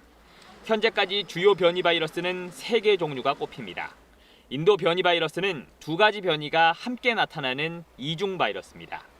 다만 그 전파력부터 백신이나 치료제 효과가 얼마나 떨어지느냐는 문제는 아직 연구 단계입니다. 전파력이나 치명률에 대한 정보가 아직은 미진한 상태이고 이에 따라서 WHO에서도 주요 변이로 지금 분류하지는 않는 상황이라 이 상황을 계속 지속적으로 모니터링하면서 정부는 변이 바이러스를 주시하는 한편 예방접종 속도를 올리며 수순을 밟아가고 있습니다. 당장 오늘부터는 장애인 돌봄 종사자와 항공 승무원들의 접종을 시작합니다. 여기에 경찰과 소방, 군인 등에도 이르면 이달부터로 접종을 앞당길 예정입니다. 부작용을 우려해 30세 미만에 대해 접종을 보류하며 생긴 물량을 우선 접종시키는 겁니다. 다만 원활한 백신 수급 여부는 변수입니다. 미국이 백신 효과를 보강하는 추가 접종을 뜻하는 이른바 부스터샷 계획을 검토하고 있다는 소식이 전해지면서 우리 정부도 백신 확보 대책 마련에 고민이 커졌습니다. 필요한 양 이런 게 점점 더 정해질수록 수요와 공급의 불균형이 훨씬 더 커지게 되거든요. 범정부적인 또 외교적인 노력이 같이 있어야 우리가 계획대로 백신을 확보하고 접종해 나갈 수 있지 않을까 싶어요. 방역당국은 국내 100만 명 이상이 접종한 아스트라제네카 백신의 1차 접종과 2차 접종의 간격을 12주 정도로 늘렸습니다. 간격이 길수록 효과도 좋아지지만 백신 수급 상황까지 고려했기 때문입니다. 정부는 국내 백신 1차 접종을 마친 사람은 151만 2,500여 명이라고 밝혔습니다. KBS 뉴스 김진호입니다. 미국은 아시다시피 이 백신 접종 속도가 워낙 빨라서 이미 이 성인의 절반 정도가 1차 접종을 마쳤습니다만 2차를 넘어 아예 3차 접종 얘기까지도 벌써부터 나오고 있습니다. 이르면 올 여름 안으로도 관련 결정이 나오겠습니다. 미국이 백신 물량을 추가로 가져가겠다는 건 우리로서는 썩 좋지 않은 얘기입니다. 한보경 특파원이 뉴욕에서 전해왔습니다. 앤서니 파우치 미국 국립 알레르기 전염병 연구소장이 현지 시간 18일 ABC 방송과의 인터뷰에서 코로나19 백신의 3차 접종, 이른바 부스터샷이 필요한지 여부는 올 여름이 끝나갈 무렵에서 가을이 시작할 때쯤 알 수 있을 것이라고 말했습니다. 3차 접종은 코로나19 백신의 면역 효과가 접종 이후 언제부터 약화되는지에 달렸다면서 그때쯤 알 수 있을 거라고 했습니다. I believe by the time we get to the end of the summer and the beginning of the fall, we'll have a pretty good idea whether we definitely or not need to give people boosts and when we need to give it to them. 그러면서 3차 접종과 관련한 결정은 제약사들이 아닌 미국 식품의약국 등 보건당국이 결정할 것이라고 덧붙였습니다. 제약회사 화이자와 모더나가 코로나19 백신 3차 접종의 필요성을 잇따라 언급한 데 이어 미국 보건당국도 접종 논의에 본격 시동을 걸고 있는 건데 이유는 변이 바이러스에 있습니다. 미국 성인의 절반이 코로나19 백신 1차 접종을 마쳤을 정도로 백신 접종엔 속도가 붙고 있지만 오히려 미국의 코로나19 확진자 수는 증가하고 있습니다. 이 원인을 미국 보건당국은 변이 바이러스 확산 탓으로 보고 있고 전문가들은 변이 바이러스에 대한 저항력을 키우는데 3차 접종이 도움이 될 것으로 판단하고 있습니다. The vaccine might not completely protect against it, but it almost certainly, at least in our current experience, protects against very severe disease, death particularly. 파우치 소장은 또 혈전 부작용으로 사용이 중단된 얀센 백신의 접종 재개 여부는 질병통제예방센터 CDC의 예방접종자문위원회 회의가 열리는 오는 23일 결정될 것이라고 말했습니다. 나이나 성별 등의 일정한 조건이 붙어 사용이 재개될 가능성이 크다고 파우치 소장은 예측했습니다. 뉴욕에서 KBS 뉴스 한보경입니다. 미국보다 백신 접종률이 더 높은 이스라엘은 어제부터 아예 마스크를 벗기 시작했습니다. 실내에서는 아니고 일단 실외에서 마스크 안 쓰고 생활해보는 실험이 시작된 겁니다. 국내 언론 가운데는 최초로 최창봉 기자가 예루살렘 현지 취재에 들어가 있습니다. 보내온 상황 함께 보시겠습니다. 출근을 위해 발길을 재촉하는 사람들, 마스크를 쓰지 않은 사람들이 상당수 눈에 띕니다. 어제 아침 예루살렘 중심가의 모습입니다. 이스라엘은 어제부터 야외 마스크 착용 지침을 폐지했습니다. 하지만 버스나 트램 등 실내에서는 반드시 마스크를 써야 합니다. 어제부터 달라진 건 또 있습니다. 코로나 사태 이후 처음으로 초중고 교육이 정상화됐습니다. 반을 나누거나 학년별로 차이를 두지 않고 오늘부터 전 학년 모든 학생이 등교한 겁니다. I think it's good for the kids to be together, to resume the normal life, and just start getting to normal. 하지만 급격한 변화에 시민들의 우려도 적지 않습니다. 샴페인을 너무 일찍 터뜨린 것 아니냐는 겁니다.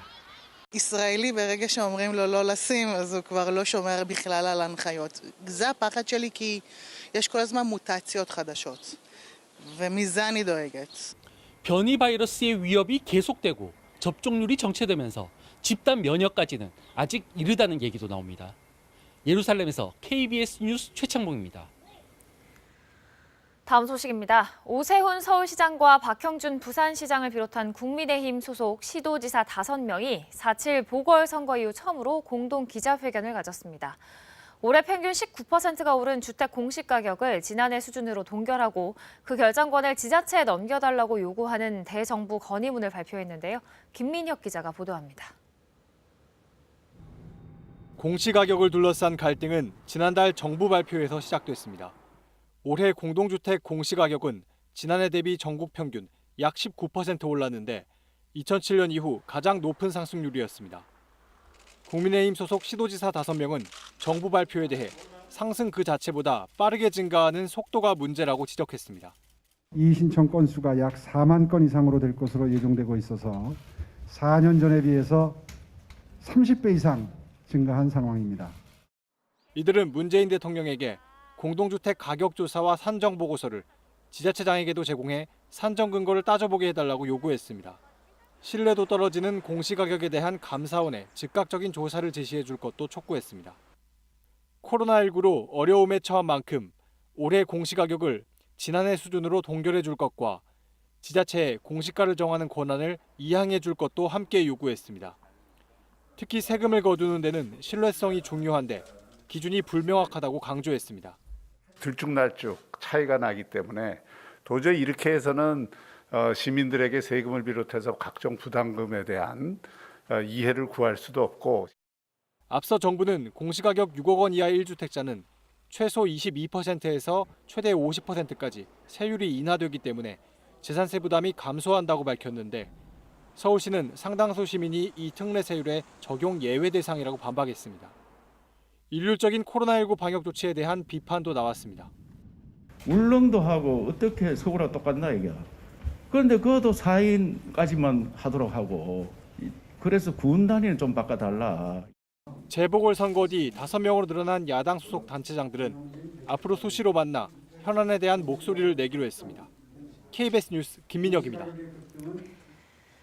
이 가운데 여야 모두는 내년 대선을 앞두고 지도부 정비에 한창입니다. 민주당은 원내대표 선출에 이어서 당대표 경선 3파전으로 확정이 됐고요. 국민의힘에서도 원내대표 경선 레이스에 막이 올랐습니다. 4명이 출사표를 던졌습니다. 신지혜 기자입니다. 민주당 당대표 경선은 3파전으로 확정됐습니다. 친문 핵심 4선 홍영표, 범친문으로 분류되는 5선 송영길, 의지로위원회 초대 위원장 출신 4선 우원식 의원입니다. 개혁 대 민생, 친문 대 비문이라는 가짜 프레임에서 벗어나야 합니다. 자랑스러운 민주당, 그 이름만 빼고 모든 것을 바꿀 수 있어야 합니다. 부동산값 폭등, LH 사태, 한마디로 민생, 국민의 삶입니다. 표심의 변수는 친문 윤호중 의원의 원내대표 선출입니다. 당대표와 원내대표 투톱이 친문 일색이어선 안 된다는 견제 심리가 작용할 수도 있지만 반대로 친문 성향 권리당원들이 결집할 가능성도 배제 못합니다. 새 대표는 다음 달 2일 선출됩니다. 국민의힘은 주호영 권한대행 체제를 뒤이을 원내대표 선거에 시동이 걸렸습니다. 4명이 나섭니다. 강경파로 분류되는 3선 김태흠, 울산시장 출신 4선 김기현 의원이 출마를 선언했습니다. 3선 유이동, 4선 권성동 의원은 이번 주 초 출사표를 냅니다. 여당의 새 원내대표가 개혁 입법에 중단 없는 추진을 강조한 터라 후보들 모두 투쟁력을 얘기하며 선명성을 내세웁니다. 당내에선 민주당이 독식 중인 상임위원장을 재배분해야 한다는 요구가 나오는데 이에 대한 입장은 다소 나뉩니다. 국민의힘 원내대표는 이르면 26일쯤 선출됩니다. KBS 뉴스 신지혜입니다. 오늘부터 사흘간 국회에서 대정부 질문이 진행됩니다. 이번 대정부 질문은 정세균 총리의 사퇴로 홍남기 경제부총리 겸 기획재정부 장관이 국무총리 직무대행으로 답변석에 설 예정입니다. 오늘 진행되는 정치, 외교, 통일, 안보 분야 대정부 질문에서는 LH 사태 등 정부의 부동산 정책과 코로나19 백신 수급 현황 등이 주요 쟁점이 될 것으로 예상됩니다. 내일은 경제 분야, 모레는 교육, 사회, 문화 분야 대정부 질문이 이어집니다. 김학의 전 법무차관 출국 금지 관련 의혹으로 이성윤 서울중앙지검장이 결국 검찰 수사팀에 소환됐습니다. 당시 부당 외압이 있었느냐가 관건인데 이 지검장은 통상적인 절차였을 뿐이라고 부인했습니다. 임종빈 기자가 보도합니다. 이성윤 서울중앙지검장이 지난 17일 오전 11시쯤 수원지검에 출석해 조사를 받은 것으로 확인됐습니다. 조사는 9시간가량 이어졌고 저녁 8시쯤 마무리됐습니다. 이 지검장은 대검 반부패 강력부장을 할 때인 2019년 6월 김학의 전 법무부 차관을 불법으로 출국 금지했다는 의혹을 수사하던 수사팀에 외압을 행사한 혐의를 받고 있습니다. 검찰 등에 접수된 공익신고 내용에 따르면 당시 수사팀이 출국 금지 서류 조작 등의 불법 정황을 파악해 상부에 보고하려 했지만 대검 반부패 강력부의 개입으로 중단됐다고 돼 있습니다. 수사팀이 법무부 관계자 등을 추가 조사하려 하자 사실상 이를 막았다는 겁니다. 이 지검장은 변호인을 통해 외압 혐의를 적극 반박했습니다. 당시 담당 검사와 안양지청 지휘부 사이 갈등이 있었는데 대검은 나중에 이를 보고받은 것뿐이라고 주장했습니다. 또 수사가 마무리될 무렵에는 검찰총장의 지시에 따라 수사 상황을 보고받은 게 전부라고 주장했습니다. 앞서 검찰 소환 통보에 응하지 않은 것은 검사인 자신에 대한 수사는 공수처가 맡아야 한다는 판단 때문이었다고 거듭 밝혔습니다. 기소 가능성이 있다는 언론 보도 이후 진상을 밝히고 오해를 해명하기 위해 조사에 응했다고 설명했습니다. 검찰은 앞서 수사 외압 의혹에 관련된 문홍성 현 수원지검장 등 서너 명을 소환 조사했습니다. 검찰은 이 지검장 진술 내용과 관련자 조사 내용 등을 검토한 뒤 기소 여부를 최종 결정할 계획입니다. KBS 뉴스 임종빈입니다. 미공개 정보를 이용해 부동산 투기를 한 혐의를 받고 있는 전직 인천시의회 의원에 대해 경찰이 구속영장을 신청했습니다. 인천경찰청 부동산 투기사범 특별수사대는 인천시의회 최모 전 의원에 대해 부패방지법 위반 혐의로 구속영장을 신청했다고 밝혔습니다. 최 전 의원은 인천시의회 건설교통위원장이었던 지난 2017년 8월 업무상 알게 된 정보를 이용해 인천시 서구 백석동 한들 도시개발사업지구 부지를 사들인 뒤 시세 차익을 얻은 혐의를 받고 있습니다. 최 전 의원이 19억 6천만 원에 사들인 토지에 보상금 대신 받은 상가 부지는 현재 시세가 50억 원에 달하는 것으로 알려졌습니다. 일본 후쿠시마 원전 오염수의 방류 문제에 대해 미국이 계속해서 뒷짐지는 자세, 정확히 말하면 일본을 두둔하는 입장을 보이고 있습니다. 국무부에 이어 이번에는 존 케리 기후 특사가 미국은 개입하지 않겠다는 뜻을 밝혔습니다. 김경진 기자가 보도합니다. 미국 환경정책을 총괄하는 존 케리 기후 특사. 중국을 들렀다가 그제 오후 방한해 정의용 외교부 장관과 만찬을 했습니다. 이 자리에서 정 장관은 일본의 후쿠시마 원전 오염수 방류 결정에 대한 우리 국민의 심각한 우려를 전하고 미국의 협조를 요청했습니다. 그러나 어제 케리 특사는 기자회견에서 미국의 개입은 없을 것이라며 우리 요청에 선을 그었습니다. 일본의 노력과 국제원자력기구의 검증을 믿는다고 거듭 강조했습니다.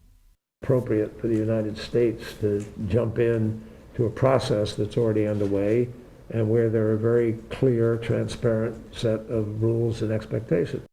앞서 미국 국무부도 일본의 지지 입장을 표명했고 블링컨 국무장관은 일본의 노력에 감사까지 표했습니다. 주변국이 강하게 반발하는 데다 환경오염과 관련된 문제라서 미국이 중립적인 입장을 보일 거란 예상이 많았지만 미국의 일본 지지는 예상보다 훨씬 더 즉각적이고 직접적이었습니다. 미중 갈등 상황에서 일본과의 외교적 협력을 강화하려는 의도란 분석이 나옵니다. 실제 방류가 결정된 직후 미국은 일본과 첫 대면 정상회담을 했고 52년 만에 공동성명에 타이완 관련 내용을 담아 중국과 날을 세웠습니다. 중국 관영 매체는 오염수 문제로 미일이 정치적 거래를 했다고까지 표현했습니다. 이 정도 일본이 미국의 대중국 견제를 도와주는 상황에서는 후쿠시마 오염수 방류 문제는 그렇게 문제시되지 않는다는 것을 밝혔다고 봐야죠. 오염수 문제를 두고 한중, 미일의 대립 구도가 공고화되면 우리의 외교적 입지는 좁아질 수밖에 없다는 우려가 나옵니다. KBS 뉴스 김경진입니다.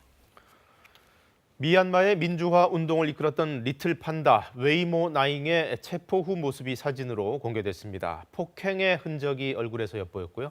그의 어머니는 KBS와 가진 화상 인터뷰에서 아들이 죽지 않도록 도와달라고 호소했습니다. 이현준 기자의 인터뷰입니다. 지난 15일 오토바이를 타고 시위를 하러 가던 웨이모 나잉. 갑자기 건너편 차량이 달려와 부딪힙니다. 일명 리틀 판다의 체포 장면입니다.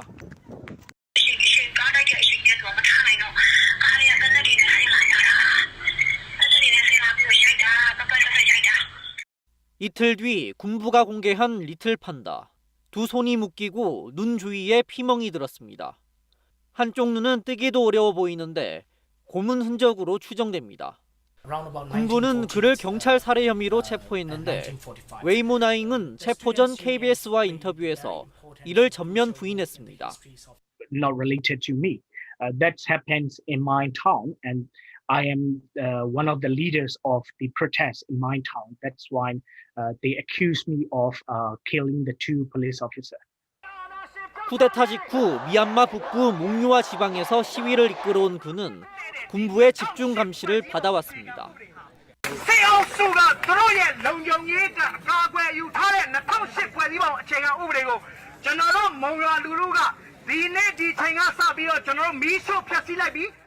그의 가족들조차 그가 현재 어떤 상태인지 모르는 상황.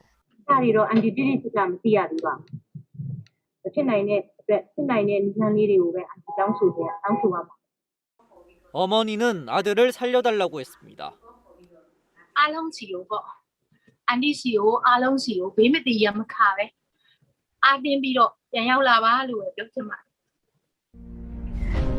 미얀마 현지 독립언론은 군부가 지금까지 적어도 26명의 반정부 인사를 처형했다고 밝혔습니다. KBS 뉴스 이현준입니다. 어제 저녁 8시쯤 인천시 중구 공항도로 인근에 있는 스카이 72 골프장에서 불이 나 1시간 반 만에 꺼졌습니다. 이 불로 다친 사람은 없었지만 발전기 한 대가 불에 타 소방서 추산 150만 원의 재산 피해가 났습니다. 경찰과 소방당국은 발전기에서 처음 불이 난 것으로 보고 정확한 화재 원인을 조사하고 있습니다. 이 골프장은 지난해 말 인천국제공항공사와의 토지 임대 계약이 종료됐지만 시설물 소유권을 놓고 분쟁을 벌이고 있는 것으로 알려졌습니다. 남양유업이 한 중소기업이 개발한 특허를 침해했다는 제보가 들어왔습니다. 음료수병에 알약과 음료가 같이 들어있어서 동시에 마시는 그 제품 아시죠? 그걸 똑같이 베꼈다는 겁니다. 남양유업 측은 자신이 아닌 뚜껑을 생산한 업체가 해결할 문제라는 입장인데 과연 그럴지 직접 보고 판단해 보시죠. 박찬 기자의 보도입니다. 대형마트 진열장 한쪽을 차지한 요구르트. 뚜껑 속 알약이 음료와 분리돼 있다가 뚜껑을 열면 알약과 음료를 한 번에 마실 수 있습니다.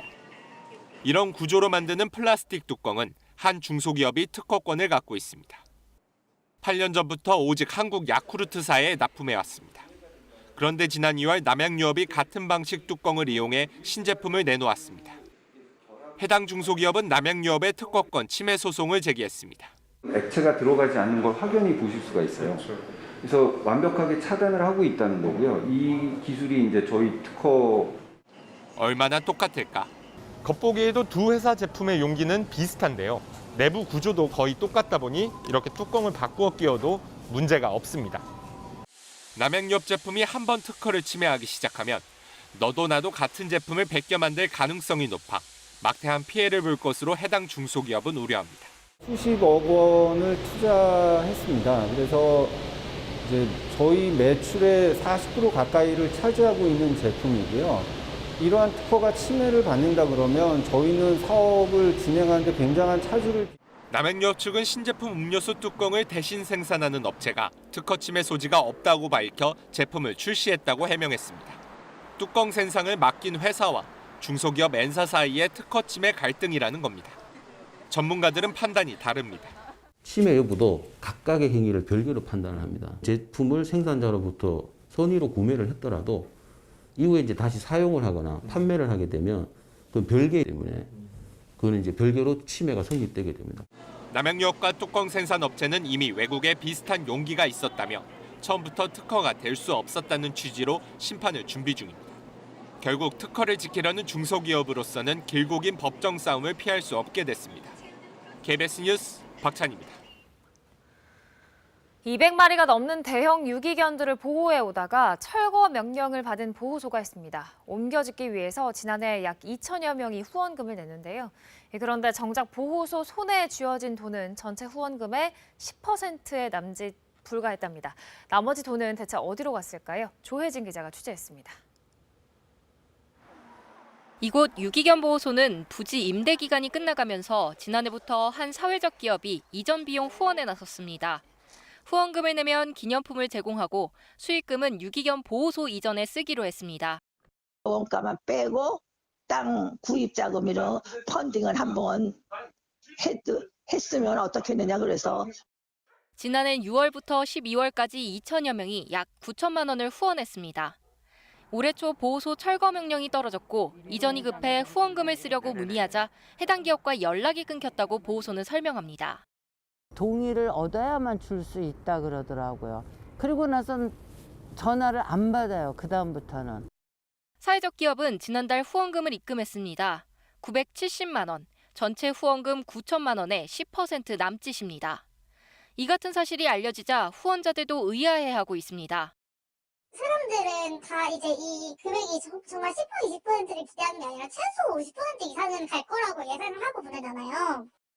해당 기업이 스스로 공개한 비용 처리 내역입니다. 후원글을 올리기 위한 사진을 촬영하고 편집하는데 700만 원 가까이 지불했습니다. 각종 협찬과 마케팅 관련 인건비에 1,100여만 원을 썼습니다. 교통비, 회의비와 세금까지 모두 후원금으로 비용 처리했습니다. 혹여라도 과도하게 그리고 이 사업과 관련 없는 지출들을 마치 여기에서 발생한 것처럼 해서 추가 지출을, 초과 지출을 했을 수도 있기 때문에 사회적 기업 측은 후원자들에게 줄 기념품 제작 비용 등은 공제해야 한다고 해명했습니다. 지난해 이미 500만 원을 지급했다고도 밝혔습니다. 경찰은 아지네 마을로부터 사기 혐의로 고소장을 접수한 뒤 관련 사실관계를 조사하고 있습니다. KBS 뉴스 조혜진입니다. 월요일인 오늘 전국이 맑겠고 공기도 깨끗하겠습니다. 다만 큰 일교차는 주의하셔야겠는데요. 오늘 아침 다소 쌀쌀합니다. 장수와 의성은 영하로 기온이 떨어졌습니다. 하지만 한낮에는 기온이 빠르게 오르면서 20도 안팎까지 기온이 올라 따뜻하겠습니다. 내일 아침까지는 다소 추운 날씨가 이어지겠고요. 주 중반에는 날이 더워지겠습니다. 수요일에는 서울의 낮 기온이 26도까지 오르겠고 목요일에도 25도로 때일은 더위가 찾아오겠습니다. 맑은 날씨가 이어지면서 대기는 무척 건조한데요. 강원 동해안 지역과 영남 내륙 지역, 또 충청 지역을 중심으로는 건조주의보가 발효 중입니다. 오후부터 강원 동해안 지역에는 바람까지 거세게 불어서 화재 위험이 높겠습니다. 지금 서쪽 지역에는 옅은 안개가 끼어 있는데요. 기온이 오르면서 안개는 걷히겠고 전국에 맑은 하늘 드러나겠습니다. 현재 기온 살펴보겠습니다. 서울이 6.1도로 어제 아침과 비슷합니다. 남부지방은 어제보다 4도에서 많게는 6도가량 기온이 낮은데요. 광주가 4.5도, 진주는 3.5도에 머물러 있습니다. 한낮에는 서울이 19도, 원주 22도 예상되고 광주가 21도로 어제보다 기온이 조금 높겠습니다. 강릉은 26도, 포항은 25도까지 오르면서 다소 덥게 느껴지겠습니다. 바다의 물결은 동해와 제주 먼바다에서 최고 2.5m까지 약간 높게 일겠습니다. 이번 주 내내 비 소식 없이 맑은 날씨는 계속되겠습니다. 날씨 전해드렸습니다. 요즘 장 보러 가서 과일값 때문에 깜짝 놀라신 분들 많을 겁니다. 사과, 배 이런 것들의 가격이 지난해보다 70%나 올랐습니다. 작년 여름에 그 길었던 장마, 그로 인한 작황 부진의 여파가 지금까지 미치는 건데요. 황정환 기자가 취재했습니다. 한 대형마트의 과일 판매장입니다. 사람들이 가격표를 보고는 한참을 망설이다 결국 그냥 돌아섭니다. 우리는 그저 사과를 1년 내내 먹는데 도저히 이렇게 하면 여기서는 안 사 먹죠. 현재 사과 소매가는 10개 기준으로 34,665원입니다. 1년 전보다 무려 69.5%가 비쌉니다. 배 역시 10개 기준으로 1년 전보다 44.2%, 평년보다는 42.2%가 비쌉니다. 사과와 배가 비싸다 보니 대체 과일인 참외도 가격이 지난해보다 3-4% 정도 오르며 강세를 보이고 있습니다. 사과와 배가 이렇게 비싼 것은 지난해 유례 없이 길었던 장마와 태풍으로 작황이 좋지 않아 저장 물량 출하가 크게 줄었기 때문입니다. 보통 봄이 되면 딸기와 참외 등 대체 과일이 나오면서 가격이 안정되기 마련이지만 출하 물량이 워낙 적다 보니 올해는 요지부동입니다. 지난해 작황 부진으로 이번 달 사과배 출하량이 전년보다 30% 이상 줄어들 것으로 보이고요. 이러한 현상은 햇과일이 출하되기 전까지는 지속될 것으로 전망됩니다. 더구나 올해는 과수 화상병으로 인한 폐원 등으로 재배 면적이 지난해보다 3-4% 정도 줄 것으로 예상돼 햇과일 가격도 장담할 수 없는 상황입니다. 바나나와 파인애플, 포도 등 수입 과일도 필리핀과 칠레 등 주요 수출국의 작황 부진으로 이번 달 수입량이 줄 것으로 보여 가격 변동성이 클 전망입니다. KBS 뉴스 황정환입니다. 코로나19 때문에 북한과의 국경이 봉쇄된 중국의 시장에서 어찌된 일인지 북한산 수산물이 심심찮게 목격되고 있습니다. 국경을 틀어막자 해상에서의 밀무역이 성행하고 있기 때문입니다. 오세균 특파원이 단둥에서 전해왔습니다. 북중 접경, 단둥 시내에 있는 비교적 규모가 큰 재래시장입니다. 생선을 파는 어물전에는 신선한 꽃게와 조개를 찾는 손님들로 붐빕니다. 어물전 주인은 꽃게가 북한산이라고 말합니다.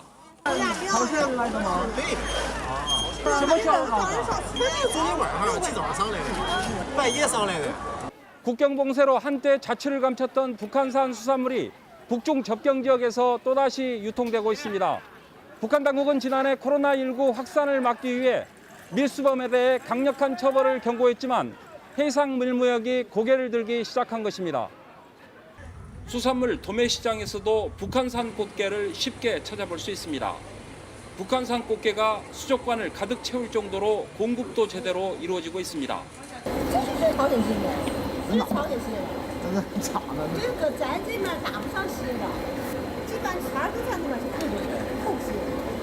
국경 봉쇄와 북한 당국의 밀수범 처형 소식까지 전해지면서 북한산 수산물을 찾기 어려웠지만 최근엔 사정이 달라졌습니다. 天天都上货，我们每天都上货。啊，每天都有啊。下爬的，完了蝎子、蚬子鲍鱼，什么海螺都有。 이런 북한산 해산물은 북한과 가까운 단둥의 둥강을 통해 들어오는 것으로 알려졌습니다. 일주일 동강으로 들어가지. 언제 들어와요, 그거는? 매주로도 뭐 밤에도 물 따라서 들어오니까 낮에는 못 하고. 국경 봉쇄로 육로 밀수가 막히자 북한 주민들이 국경 감시망을 피해 해상 밀수로 눈을 돌리고 있습니다. 단둥에서 KBS 뉴스 오세규입니다. 프로야구 소식입니다. 키움은 메이저리그로 떠난 김하석의 공백을 절실히 느끼고 있습니다. 올 시즌 주전 유격수로 나선 김혜성이 어제 한 경기 실책 3개를 기록하며 아쉬운 모습을 보였는데요. 문영규 기자가 전해드립니다. 4회 김혜성이 땅볼 타구를 잡아 3루로 던졌지만 공이 3루수 글러브가 아닌 주자의 머리로 향합니다.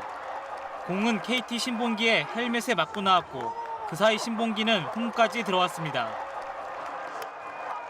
같은 회 이번에도 김혜성의 송구가 문제였습니다. 1루 악송구가 뒤로 빠져 또다시 점수를 내줬습니다. 김혜성의 순환은 여기서 끝이 아니었습니다. 5회엔 포구 실책이 실점으로 이어졌고 한 경기에 실책 3개를 기록했습니다. 김하성의 공백을 뼈저리게 느낀 키움은 KT의 10대 2로 져 최하위로 내려갔습니다. 잠실에선 김경문 대표팀 감독이 선수 점검을 위해 경기장을 찾은 가운데 LG와 두산의 라이벌전이 펼쳐졌습니다.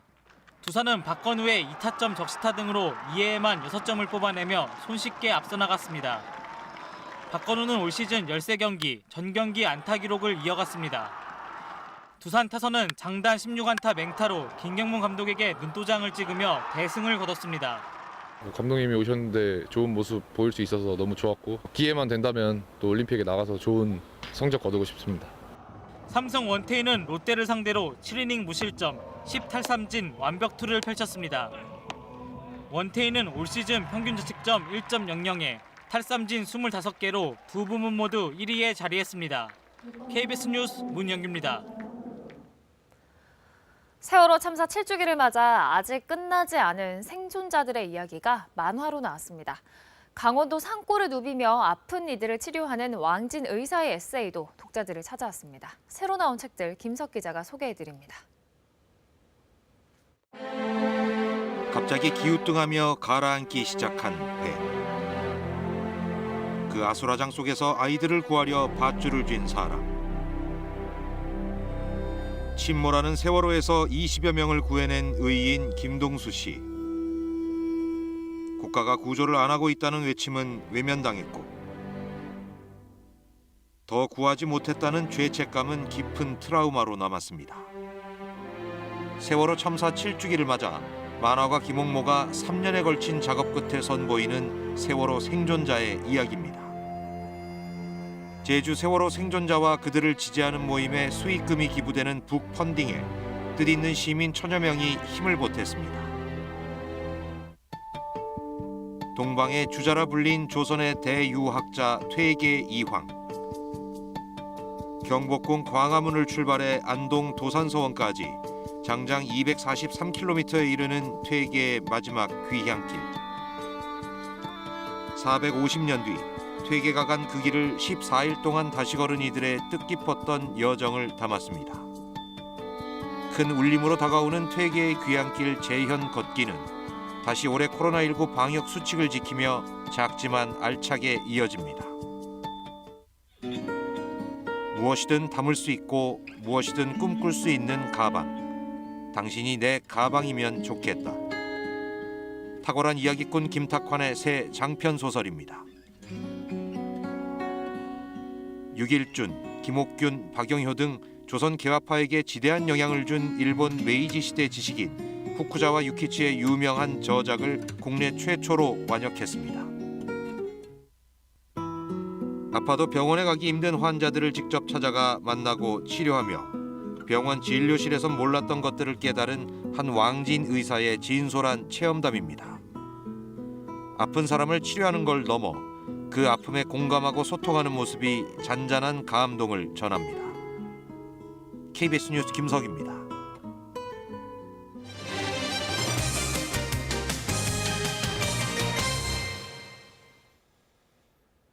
코로나19로 디지털 사회로의 전환이 더 빨라지고 있죠. 이 때문에 IT 인력 수요가 급증하면서 개발자 구하기 경쟁이 치열해지고 있습니다. 사람이 부족하다 보니 IT 개발자를 직접 키우겠다는 기업도 생겨나고 있습니다. 보도에 김민경 기자입니다. 대학에서 경영학을 전공한 김서린 씨는 요즘 소프트웨어 개발자 과정을 수강하고 있습니다. 비전공자에겐 낯선 컴퓨터 언어와 씨름한 지 벌써 5개월째입니다. 채용 공고를 보통 보게 되면 아무래도 기업에서 데이터 분석 능력이나 코딩 능력을 요구하는 기업들이 많더라고요. IT 개발자 양성 수업마다 이렇게 취업 준비생들이 몰립니다. 수강 신청 경쟁률이 최근 3배 가까이 치솟았고 비전공자 비율도 부쩍 늘었습니다. 4차 산업혁명 시대의 이제 본격적인 도래로 그 관련 신산업의 인력이 굉장히 부족했고요. 개발자 직업에 대한 사회 전반적인 관심도가 굉장히 높아진 것으로 생각됩니다. 기업들이 앞다퉈 AI 등 미래 산업 경쟁에 나서면서 IT 개발자 채용을 크게 늘리고 있기 때문입니다. 이 때문에 빅데이터 등 주요 IT 분야에서 올해는 약 10,000명, 내년에는 15,000명 정도의 신규 인력 부족이 예상된다는 분석도 있습니다. 클라우드와 같은 첨단 기술 개발이 중요해짐에 따라서 관련 개발자 인력 채용에도 집중을 하고 있는 상황입니다. 그렇다 보니 아예 IT 인력 양성에 직접 뛰어든 기업도 생겨날 정도입니다.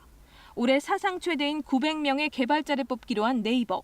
비전공자 육성 과정을 만들어 IT 개발자로 키울 계획입니다. 특히 대학교에서 소프트웨어 관련 학과들의 정원이 제한돼 있고 이런 거를 사회 니즈에 유연하게 대응할 수 없는 좀 제한된 규제 이런 것 때문에 미래 경쟁력을 위해선 대학의 IT 전공 규모를 늘리고 산학 협력을 확대하는 등 인재 양성 시스템의 실질적인 개선이 필요하다고 전문가들은 강조합니다. KBS 뉴스 김민경입니다. 2년 전 사상자 20여 명이 발생한 안인득 방화 살인 사건은 우리 사회의 조현병 관리 사각지대를 드러냈는데요. 사건 이후 정부가 24시간 응급 개입팀 등 제도 개선에 나섰지만 지역의 열악한 치료와 재활 환경은 제자리 수준입니다. 차주아 기자의 보도입니다. 경남 양산의 한 중소기업, 직원들이 세탁물을 옮기고 있습니다. 이 회사 직원의 30%는 정신재활시설을 다니며 조현병을 치료받고 있습니다. 예전에 비해서 수입이 좀 많아지고 회원들하고도 같이 일하는 것도 좋고 행복해요. 기존 직원과도 자연스럽게 어울려 고용주도 만족합니다. 지도만 잘 해주면 얼마든지 일반과 똑같은 일을 할 수 있다는 게 저는 보람을 느끼고.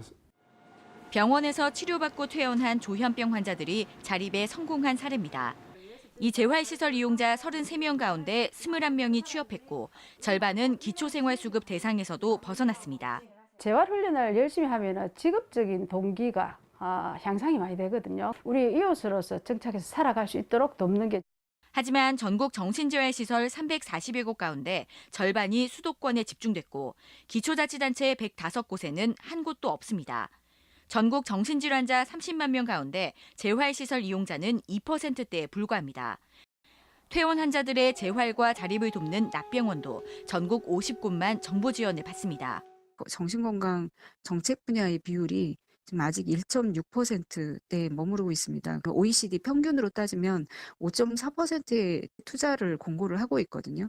정신건강 분야의 국가 책임성을 강화하고 조현병 관리 사각지대를 드러낸 안인득 사건이 발생한 지 2년.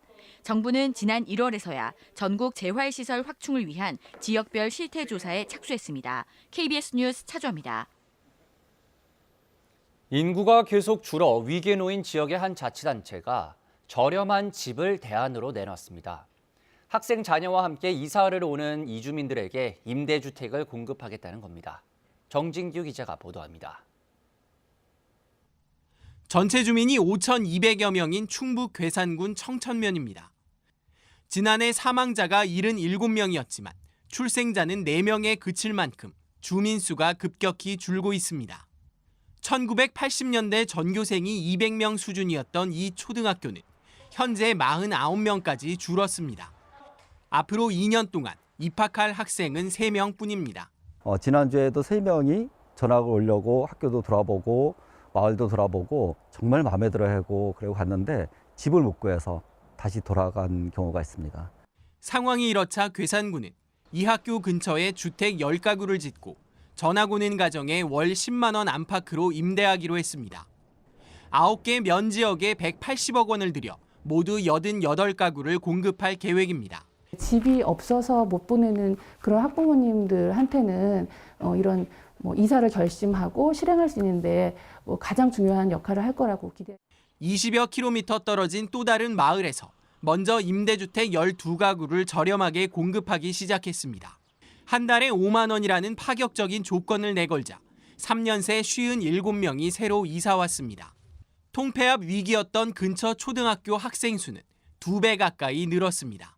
젊은 층의 기농기촌자들의 큰 어려움이라고 할 수 있는 자녀의 학교 문제와 주택 문제를 동시에 해결할 수 있는 농촌 지역 인구 유치를 위해서는 일자리 등 경제적인 자립을 돕는 일도 시급합니다. KBS 뉴스 정진규입니다. 조선시대 3대 방 중의 하나로 세계유산으로도 등재된 당진의 합덕제 일대에 대규모 유채꽃 단지가 조성돼 장관을 이루고 있습니다. 버드나무와 어우러진 멋진 모습을 화면으로 감상해 보시죠. 서영진 기자가 취재했습니다. 호숫가 둔치에 노란 유채꽃이 활짝 피었습니다. 유채꽃 내음이 바람을 타고 상큼한 봄 향기를 전합니다. 조선시대 3대 방죽의 하나로 세계 관계시설 유산에 등재된 당진 합덕제 일대 산책로를 따라 2km에 걸쳐 유채꽃이 만개했습니다.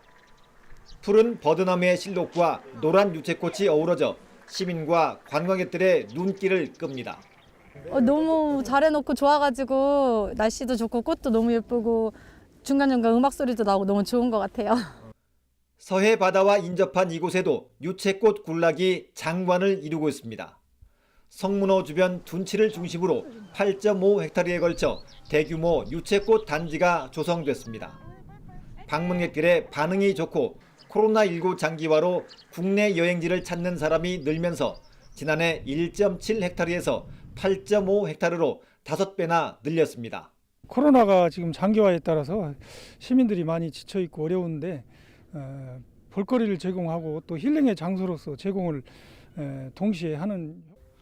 당진시는 지금 피어있는 유채꽃이 지고 나면 같은 자리에 코스모스를 심어 또 다른 볼거리를 제공할 계획입니다.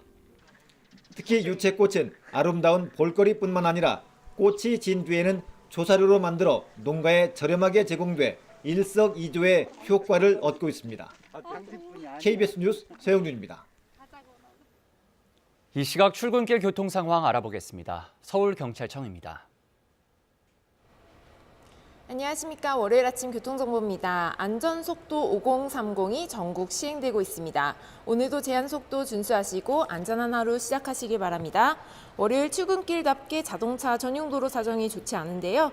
강변북로 구리 방향과 올림픽대로 하남 방향 모두 행주대교부터 한강대교까지 긴 구간 정체입니다. 북부간선도로 종안 방향 묵동-IC부터 신내-IC까지 약 20분 소요되고 있고 동부간선도로도 힘든 모습인데요. 성수 방향 노원교에서 녹천교 부근 제외하고 전 구간 제속도 못 내며 시속 약 20km 내외로 떨어지고 있습니다. 남부순환로 신림역과 서울대 부근만 평소 수준으로 밀리고 이외 구간은 수월하겠습니다. 분당 수서로 청담대교 방향 복정부터 서행되다 탄천 1교부터 점차 정체 풀리겠습니다. 이어서 교통통제 및 혼잡 예상정보입니다. 오늘 밤 10시부터 내일 새벽 6시까지 동부간선도로 의정부 방향 창동교에서 상계교 구간 지하차도 공사로 부분 통제되고 오후 2시부터 1시간 동안 선유도역에서 물레역까지 행진하는 집회 예정되어 있습니다. 교통정보였습니다. 바람이 불어오는 곳 그곳으로 가네 그대의 머릿결 같은 나무 아래로.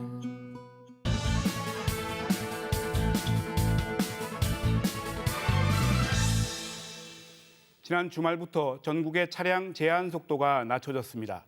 일반 도로의 제한 속도는 시속 50km, 주택가와 이면도로는 시속 30km입니다. 시속 60km 제한 속도에 익숙했던 운전자들로서는 차량 속도계나 내비게이션에 자꾸 눈이 가는 경험 하셨을 겁니다. 몸에 밴 습관을 하루아침에 고치는 게 쉽지 않지만 이제부터는 새로운 속도 기준에 적응해야 합니다. 보행자는 물론 운전자 본인의 안전을 위해서입니다. 이른바 안전속도 5030으로 명명된 새로운 정책은 그동안 차로에 따라 시속 60에서 80km로 나눴던 제한 속도를 시속 50km로 낮췄습니다. 주택가와 스쿨존 등 이면도로는 시속 30km 이내로 주행해야 합니다. 다만 올림픽대로 같은 자동차 전용 도로와 고속도로 국도는 기존의 제한 속도가 유지됩니다. 시속 50km 하향 조정은 OECD 37개국 중 이미 31개국에서 시행 중이며 교통사고 감소 효과를 거두고 있습니다. 우리나라에서 시험 운행을 해본 결과 부산 영도구의 경우 교통사고 사망자 수가 37.5% 감소했고 서울 사대문 안에서는 교통사고 중상자 수가 30% 준 것으로 나타났습니다. 속도 위반 시 처벌도 강화됐습니다. 제한 속도를 시속 30km 이상 넘긴 초과속 운전에 대해선 높은 벌금은 물론 형사처벌 규정도 신설됐습니다. 시속 80km 이상은 벌금 30만 원에 벌점 80점, 시속 100km를 넘으면 벌금 100만 원에 벌점 100점이 부과됩니다. 시속 100km 초과로 3번 이상 적발되면 면허 취소에 징역 1년 이하의 형사처벌을 받게 됩니다. 일각에서는 제한 속도를 낮추면 이동 시간이 길어지는 등 부작용을 우려합니다. 그래서 주행 실험을 해봤더니 13km에 2분이 증가할 정도로 큰 차이는 없었다고 합니다. 택시 요금도 8km에 100원, 1% 증가에 그쳤다는 게 정부의 설명입니다. 그러나 시행 초기인 만큼 적지 않은 혼선이 있을 수 있고 그런 부분은 차차 보완해야 할 것입니다. 속도를 줄이면 사람이 보인다는 말이 있습니다. 속도보다는 안전에 초점을 맞춘 새 속도 체계에 빠른 적응이 필요합니다.